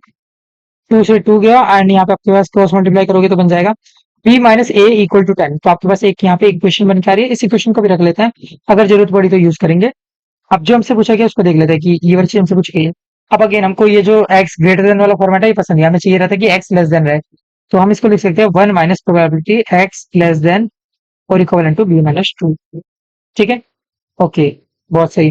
अब आप चाहो तो इसको फंक्शन के फॉर्मेट में लिख सकते हो, तो one minus function of B minus two, एक ही बात है। ठीक है, ओके, बी माइनस टू हमने लिख दिया। अब आपको पता है कि हमेशा इस कभी भी यूनिफॉर्म डिस्ट्रीब्यूशन वाला केस आएगा, तो हमेशा हमको यहाँ पे बीच वाला ये वाला यूज करना है, तो ये इसी का हम यूज करेंगे। ठीक है, तो ये आपके पास हो जाएगा एक्स आपके पास यहाँ पे बी माइनस टू के फॉर्मेट में, तो ये आपका एक्स हो गया, माइनस में ए, अपॉन में बी माइनस ए करते हैं, तो बी माइनस ए। बहुत सही। अब देखो, बी माइनस ए तो आपके पास टेन यहाँ पे ऑलरेडी गिवन है, तो इसका हम यूज करेंगे। तो देखो, इधर भी इवन आप ध्यान से देखोगे तो देखो, माइनस टू को अगर आप अलग कर दोगे तो प्लस बी माइनस ए, यही चीज लिखी हुई है यहाँ पे भी। ठीक है, बी माइनस ए नीचे भी है। चलो, इसके आगे मैं यहाँ लिख दे रहा हूँ। तो देखो, one minus minus two plus ten. ठीक है, बी माइनस ए की जगह हमने टेन लिख दिया, नीचे भी यहाँ पे वही सेम चीज करी हमने। तो one minus ten minus two करके तो एट बाई आ जाएगा, एट बाई टेन। ठीक है, तो ओवरऑल जब आप यहाँ पे एलसीएम लोगे तो टू बाई टेन यानी कि 0.2 आपके पास यहाँ पे फाइनल आंसर आने वाला है। ठीक है, तो 0.2 आपका यहाँ पे आंसर है। इसको मैं दूसरी जगह लिख देता हूँ, क्योंकि यहाँ पे आपको लिखने में कंफ्यूजन हो सकता है। 0.2। ठीक है, तो आपको ऐसे सॉल्व करना है, एकदम ध्यान से लिखना है, क्योंकि थोड़ा मेरा लिखने का स्टाइल ऐसे ही है, कहीं पे भी आगे पीछे लिख देता हूँ, थोड़ा सा इसको मतलब और ज्यादा ध्यान से करना। ठीक है, अब देखो, जान चाहिए मतलब वैसे भी इसलिए करता हूँ क्योंकि आपको पता है कि वैसे आपको तो नहीं करना चाहिए, बट क्योंकि मैं इतनी प्रैक्टिस कर चुका हूँ इसलिए मेरे को आइडिया है कि कैसे कहाँ पे क्या लिख रहा हूँ मैं। बट मैं आपको कहूंगा कि आप एकदम प्रॉपर मैनर में लिखना, एंड ये बिल्कुल भी ऐसा मत कर देना कि एक बार आप यहाँ लिख रहे हो देन एक बार यहाँ लिख रहे हो, ऐसे बिल्कुल भी नहीं। ठीक है, आप प्रॉपर सीक्वेंस में लिखना, क्योंकि मेरे को बहुत ज्यादा प्रैक्टिस है, मैं पता नहीं कब से कितने क्वेश्चन सॉल्व कर चुका हूँ, इसलिए मैं यहाँ पे रैंडमली कभी इधर कर देता हूँ कभी उधर कर देता हूँ, तब भी आंसर सही आ जाता है एंड एरर नहीं होता। बट आपको हो सकता है दिक्कत आए, ठीक है, तो बिल्कुल भी एकदम ऐसा मत कर देना कि कचरा फैला दो, कहीं पे भी कुछ भी लिख दो। ठीक है, सब कुछ एकदम साफ सुथरा अच्छे मैनर में लिखना। ठीक है, चलो थर्ड क्वेश्चन पे आते हैं। तो इसको नेक्स्ट पेज पे चलते हैं। तो थर्ड क्वेश्चन आपसे कह रहे हैं the amount of milk produced every day by a dairy is uniformly distributed between 100 litre and 120 litre. तो आपको यूनिफॉर्म डिस्ट्रीब्यूशन का केस दे दिया गया जहां पे आपकी ए की वैल्यू है 100 एंड बी की वैल्यू है। ठीक है, तो देखो आपको कर रहे हैं, हम वैल्यूज निकाल रहे हैं, ए ये रहा, बी ये रहा। what what is the probability that the amount of milk produced is more than 115 on the given day, more than 110 was produced? Okay, तो यहाँ पे आपको दी गई है, इस कंडीशन को हमने, तो आपका जो x है यहाँ पे आपको रिप्रेजेंट कर लेते हैं कि ये आपको बता रहा है अमाउंट ऑफ मिल्क जो आपने प्रोड्यूस करा है। ओके, amount of milk produced every day, आपने मतलब डेयरी में, ठीक है, every day by dairy. Okay, and दूसरी चीज आपको दिख रही है कि जो आपका एक्स है वो एक यूनिफॉर्म डिस्ट्रीब्यूशन को फॉलो कर रहा है, जहाँ पे आपका ए और बी यहाँ पे 100 एंड 120 है। ठीक है, तो ये जनरल इन्फॉर्मेशन हमको पता चल गई। अब हमको क्या कहा गया है कि आपको यहाँ पे पता लगाना है कि प्रोबेबिलिटी क्या होगी कि 115 से ज्यादा मिल्क प्रोड्यूस हो। एंड यहाँ पे आपको ऑलरेडी गिवन है कि 110 मिल्क यहाँ पे प्रोड्यूस्ड हो चुका है। ठीक है, तो आपसे यहाँ पे एक तरीके से ये कंडीशनल प्रोबेबिलिटी वाला क्वेश्चन है कि आपको बताना कि क्या प्रोबेबिलिटी होगी कि 115 लीटर से ज्यादा होगा on that day, more than 110 litre of milk was produce. ठीक है, तो कंडीशनल प्रोबेबिलिटी का यहाँ पे यूज करना है आपको। प्रोबेबिलिटी एक्स आपको यहाँ पे 115 से ज्यादा चाहिए, एंड ये आपको गिवन है कि आपका जो एक्स है वो ऑलरेडी 110 से ज्यादा है। ठीक है, मोर देन यहाँ पे बोल दिया गया ना, तो इसका हम यूज कर रहे हैं। तो यहाँ पे कंडीशनल प्रोबेबिलिटी का गेम है।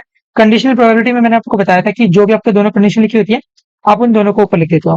Probability of x greater then 115 and probability of x greater then 110, ये ऊपर लिखोगे।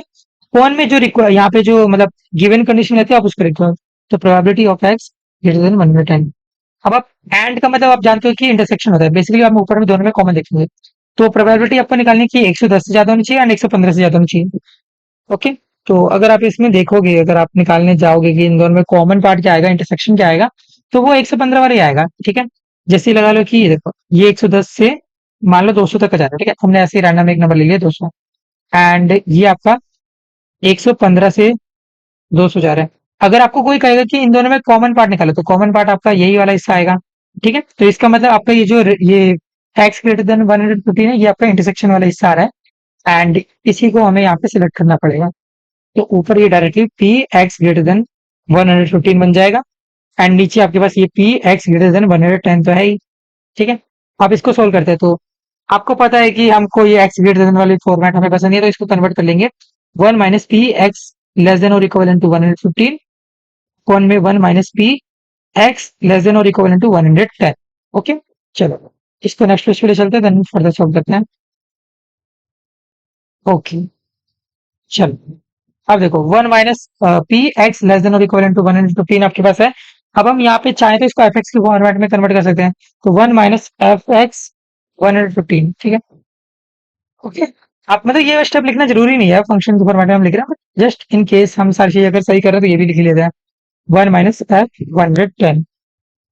ओके, चलो अब यहाँ पे आपके पास 115 आपके पास आ चुका है। ठीक है, 115 के लिए भी अगेन आप वही बीच वाला केस उठाओगे। ठीक है, यही वाला फॉर्मूला तो इसका हम यूज करेंगे। ठीक है, तो आपका यहाँ पे x क्या है 115 है।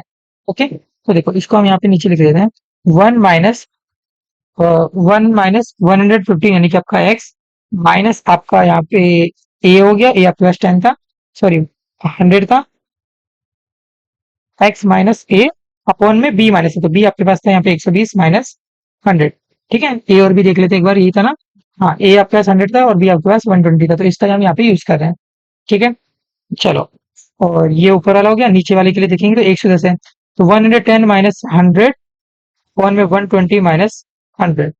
चलो, तो 1 माइनस 110 में से 100 गए तो ये 15 बचेगा, 15 अपॉन 20, एंड नीचे हो गया 1 माइनस 10 अपॉन 20। एलसीएम लोगे तो देखो 20 माइनस 15 करोगे तो 5 आएगा। ओके, 20 माइनस 15 5 हो गया, 5 अपॉन 20 ऊपर एंड 10 अपॉन 20 नीचे। 20 से 20 गया, 5 अपॉन 10 बच रहा है, कट डाउन करोगे तो 0.5 यानी कि हाफ आपका आंसर आ जाएगा। ठीक है, तो आधी प्रोबेबिलिटी है इस चीज के होने की। ओके, तो ये भी हमने सोल्व कर लिया। चलो फोर्थ क्वेश्चन पे आते हैं। तो फोर्थ क्वेश्चन में इस बार आपके पास नॉर्मल डिस्ट्रीब्यूशन गिवन है, तो नॉर्मल डिस्ट्रीब्यूशन का क्वेश्चन यहाँ पे आपके पास है, इसको भी एक बार देख लेते हैं कि ये क्या कह रहा है। तो एक्स जो है वो एक नॉर्मल डिस्ट्रीब्यूशन को फॉलो कर रहा है, एंड नॉर्मल डिस्ट्रीब्यूशन में आपको पता है कि जो रिप्रेजेंटेशन होता है स्टार्टिंग में हम म्यू लिखते हैं, म्यू का मतलब मीन होता है, एंड सेकंड जगह पे हम यहाँ पे सिग्मा स्क्वायर लिखते हैं। यहाँ पे म्यू क्या है, वेर, सिग्मा स्क्वायर क्या है, वेरियंस। ओके, मीन आपको कितना दिया हुआ है 3, वेरियंस कितना दिया हुआ है 16। ओके, अब आपसे पूछा गया है कि एक्स की सबसे लाइकली वैल्यू कौन सी होगी। तो एक्स की जो सबसे लाइकली वैल्यू है, इसका मतलब आपसे एक तरीके से मॉड पूछ रहा है ना, कि मॉड क्या होगा, स्टैट्स के टर्म में कह रहा हूँ कि मॉड क्या होगा। ओके, अब क्योंकि यहाँ पे मॉड वाला कोई टर्म तो है नहीं, तो हम यहाँ पे जो सेंट्रल टेंडेंसी का हमारे पास एक और इक्विपमेंट है यानी कि मीन, इसको ही हम यूज करेंगे। ठीक है, तो नॉर्मल डिस्ट्रीब्यूशन के केस में आपका जो मोड होता है वो ऑलमोस्ट इक्विवेलेंट वैल्यू देता है आपके मीन जितनी। तो इसका मतलब हम कह सकते हैं कि आपकी जो मीन की वैल्यू है वही आपका आंसर हो जाएगा, यानी कि 3। तो 3 यहाँ पे सबसे लाइकली वैल्यू है जो कि आपकी आ सकती है। ओके, चलो आगे बढ़ते हैं, फिफ्थ क्वेश्चन पे आते हैं। तो फिफ्थ क्वेश्चन में यहाँ पे आपका इस बार एक्सपोनेंशियल फंक्शन गिवन है, तो चलो इसको भी लिख लेते हैं। ठीक है, तो एक्सपोनेंशियल फंक्शन में आपसे कह रहा है कि 5 वैल्यू आपको बोली गई है। ओके, चलो इसको भी नेक्स्ट पेज पे लिख सकते हैं, वैसे तो काफी छोटा है, इसको भी कर लिख सकते हैं। ओके, तो एक्सपोनेंशियल फंक्शन, अब एक्सपोनेंशियल फंक्शन में आपको पता होना चाहिए कि ये जो साथ में लिखा रहता है, ये जो लाइक रिप्रेजेंटेशन आपको आना चाहिए। अभी पीछे इवन आपने देखा भी था कि एक्सपोनेंशियल फंक्शन में जो ब्रैकेट के अंदर चीज लिखी होती है ये हमारी लैम्डा होती है। ठीक है, लैम्डा क्या है, बेसिकली आपकी एक मीन वैल्यू है, मीन एवरेज वैल्यू आप कह सकते हो। ओके, तो हर एक फंक्शन में यूज होती है, इवन आपने इसको पहले भी देखा होगा अपने ज्योमेट्रिक वगैरह में। ठीक है, तो चलो इसका यूज कर लेते हैं। अब आपको इसका रिजल्ट बताना चाहिए कि एक्सपोनेंशियल फंक्शन में जब हमारा सीडीएफ होता है उसका फॉर्मूला होता है 1 माइनस ई की पावर माइनस लैम्डा एक्स। ठीक है, ये सारे फॉर्मूले अभी हमने डिस्कस करे थे यहाँ पीछे। ठीक है, तो इसलिए कह रहा हूँ ये थोड़े सारे जो फॉर्मूले इनका ध्यान रखना। ठीक है, ओके, सीडीएफ वाले ध्यान रखना क्योंकि पीडीएफ का उतना महत्व नहीं है यहाँ पे, सीडीएफ का महत्व है, उसको याद रखना है। ठीक है, तो 1 माइनस ई की पावर माइनस लैम्डा एक्स, तो 1 minus E to the power minus lambda आपके पास गिवन है 5, एंड एक्स, एक्स की वैल्यू आपको खुद बोल रहा है कि यहाँ पे इक्वल इंटू 10 लेना, तो यहाँ पे 10 हो गया। तो 1 minus E to the power minus 50 आपके पास आंसर आ जाएगा, जिसका मतलब है आपका ऑप्शन सी यहाँ पे करेक्ट होगा। ठीक है, चलो सिक्स क्वेश्चन में आते हैं। तो सिक्स क्वेश्चन में भी अगेन आपका एक्सपोनेंशियल फंक्शन है, इस बार यहाँ पे 3 से 5 के इन बिटवीन पूछ लिया है। चलो ले चलते हैं यहाँ पे। तो लैम्डा तो आपको दिख रहा है कि यहाँ पे 2 है। ओके, इसको एक बार सोल्व कर लेते हैं। पी, 3 से आपका एक्स बड़ा है बट 5 से छोटा है। ठीक है, तो हम यहाँ पे एक काम करते हैं, इनको सेपरेटली सॉल्व करते हैं। ठीक है, क्योंकि चाहो तो आपको पता है कि मतलब अब हम फाइनल माइनस इनिशियल वाला चीज लगा सकते हैं। तो फाइनल, ठीक है, इसको एफ वाले फॉर्मेट में देते हैं, F of 5 minus F of 3। ठीक है, तो पहला काम एफ ऑफ 5 निकाल लेते हैं। ठीक है, तो एफ ऑफ 5 अगर आप देखोगे तो ये हो जाएगा 1 minus E to the power minus lambda x. ठीक है, तो 1 माइनस ई की पावर माइनस लैम्डा आपके पास 2 गिवन है, एंड एक्स आपके पास यहाँ पे 5 गिवन है। ठीक है, तो ये हो जाएगा 1 minus E to the power minus 10। ठीक है, एफ 5 की वैल्यू आपके पास आ गई, एफ 3 की भी ऐसे ही निकाल लो। तो 1 minus E to the power minus lambda x, यहाँ पे भी यही फॉर्मूला यूज करेंगे।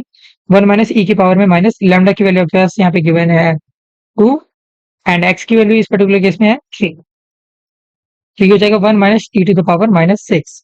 ओके, अब आपको तो ये वाली चीज चाहिए थी एफ 5 माइनस एफ 3, इसका हम यूज करते हैं एफ 5 माइनस एफ 3। एफ 5 आपके पास है 1 minus E to the power minus 10। Bracket का ध्यान रखना है, ऐसे केसेस में ब्रैकेट की गलती बहुत होती है, तो ब्रैकेट एकदम अच्छे से बनाना। ठीक है, 1 minus E to the power minus 6, तो 1 माइनस ई की power minus 10 minus 1 plus e की पावर माइनस 6, 1 से 1 यहाँ पे कट गया, ई की पावर माइनस 6 माइनस ई की पावर माइनस 10 ये आपके पास बच रहा है। इसका मतलब है आपका यहाँ पे सी ऑप्शन करेक्ट हो जाएगा। ठीक है, चलो अब यहाँ पे आते हैं हम नेक्स्ट क्वेश्चन पे, सेवंथ क्वेश्चन। तो सेवंथ क्वेश्चन में आपके पास एक नॉर्मल डिस्ट्रीब्यूशन है, तो ये काफी सिंपल है। ठीक है, तो एक बार मैं आपको बता देता हूँ कि नॉर्मल डिस्ट्रीब्यूशन में होता क्या है। नॉर्मल डिस्ट्रीब्यूशन के केस में जो आपके पास ये जो ब्रैकेट में लिखा रहता है, आगे जो लिखा रहता है अगेन ये आपका म्यू ही रहता है, यानी कि मीन, एंड ये जो बाद में लिखा रहता है ये आपका वेरियंस ही होता है। ठीक है, तो ये ऐसे लिखा रहता है। अब नॉर्मल के केस में हम क्या करते हैं, हम यहाँ पे जेड इफेक्टिव वैल्यू का यूज करते हैं। ठीक है, जेड वैल्यू का। ओके, तो आपको करना क्या होगा, आपको प्रोबेबिलिटी को यहाँ पे कन्वर्ट करना पड़ेगा in terms of your Z. Okay, तो देखो प्रोबेबिलिटी आपको चाहिए एक्स लेस देन और इक्वल टू 50 की। ओके, तो देखो पहले हम इसका जेड स्कोर निकालेंगे। ठीक है, कि जेड स्कोर क्या आएगा फॉर 50, जेड स्कोर फॉर 50। अब जेड स्कोर क्या होता है, तो जेड स्कोर आपके पास एक नॉर्मल डिस्ट्रीब्यूशन वाला फॉर्मूला रहता है। अब ये स्टैट 01 का, तो आई होप आपको याद होगा, अगर नहीं याद है तो एक बार फॉर्मूला रिकॉल कर लो, एक बार देख लो। तो जेड स्कोर आपका फॉर्मूला रहता है z equal to x minus mu upon में सिग्मा। यहाँ पे ये सिग्मा क्या है, ये आपका रिप्रेजेंट कर रहा है स्टैंडर्ड डेविएशन को, जिसको आप निकाल सकते हो अंडर रूट ऑफ 25 करके। ठीक है, तो ये देखो आपका जो सिग्मा होगा ये √25 यानी कि 5 बन जाएगा। ओके, मीन आपके पास 50 है ही, यहाँ पे सिग्मा स्क्वायर आपके पास 25 है, एंड सिग्मा आपके पास 5 हो गया।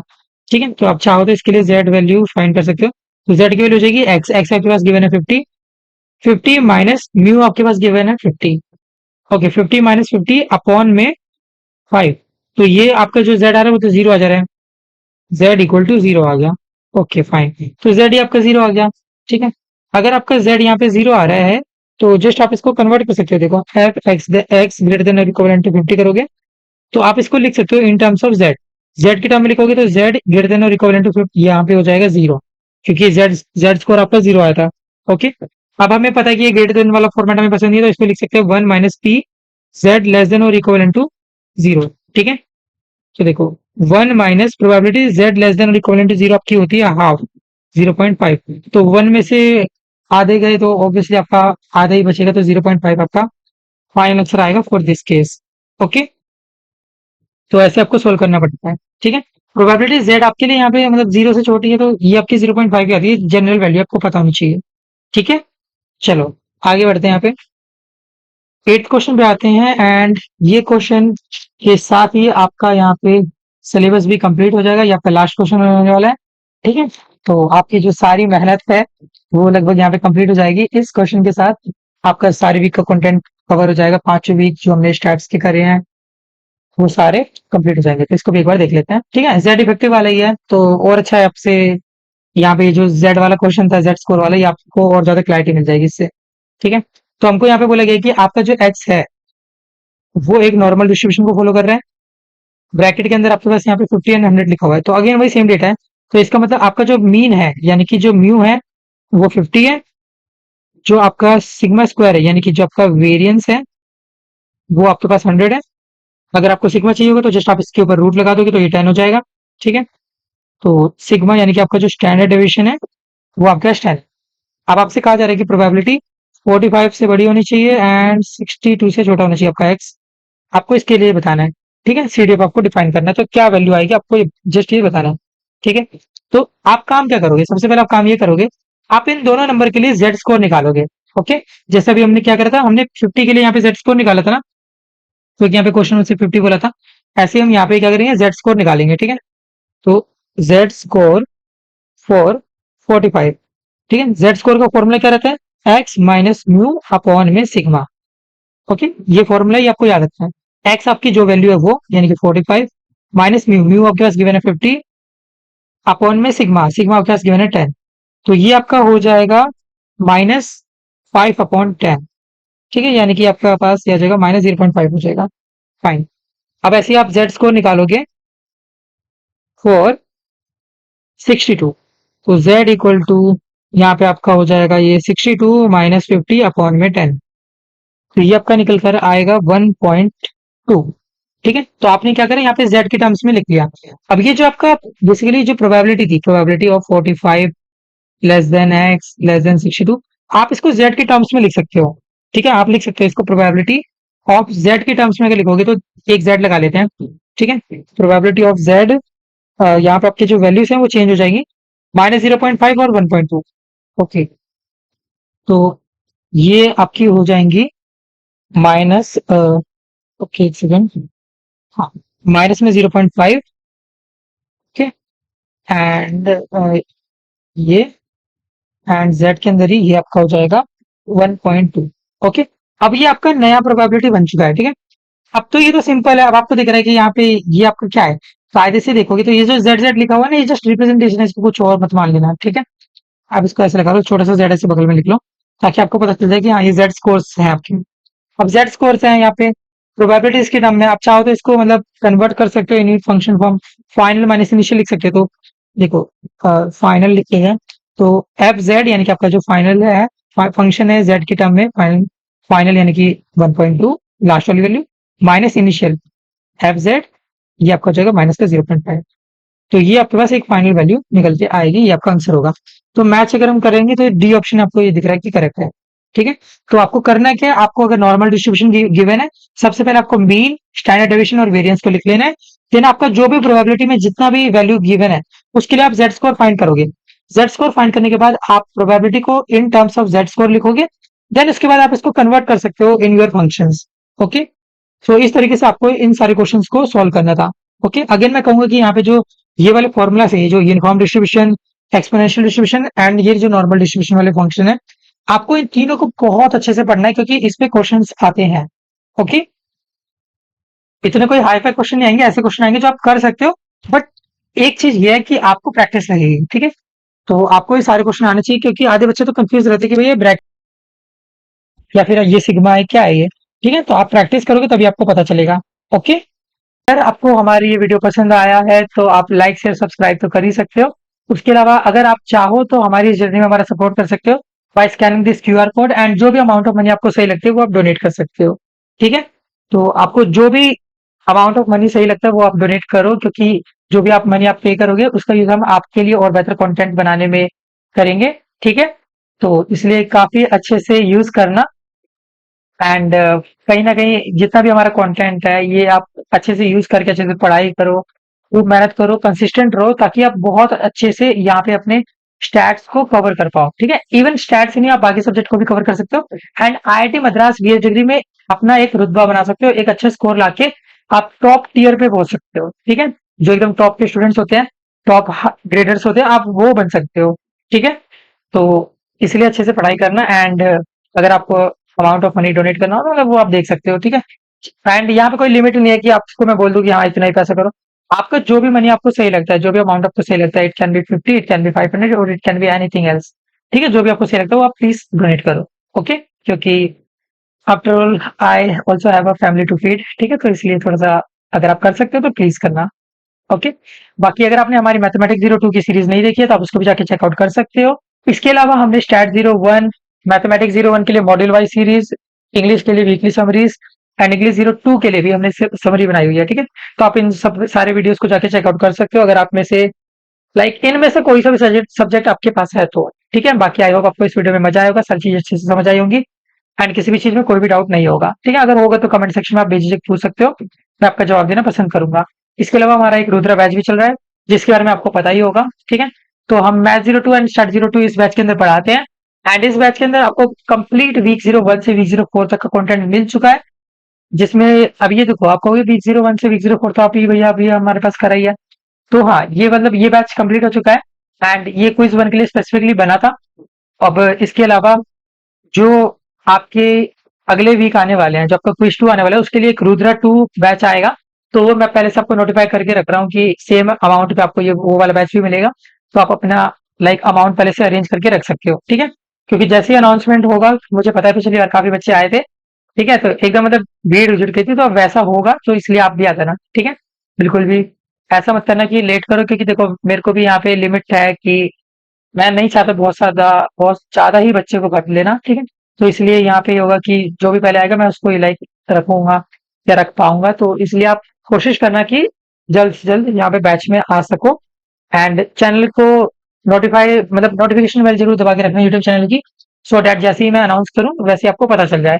ठीक है, इसके अलावा आप टेलीग्राम चैनल भी जरूर ज्वाइन करना, सो डैट आपको सारे exclusive content notes and as well as जितने भी अलग अदर इनसाइट्स है वो सब कुछ पता चलते रहे। ठीक है, टेलीग्राम चैनल को ज्वाइन करने के लिए आप इस क्यूआर कोड को स्कैन कर सकते हो। इसके अलावा आप इसका जो लिंक होगा मैं डिस्क्रिप्शन में दे दूंगा, तो आप वहां से भी देख सकते हो।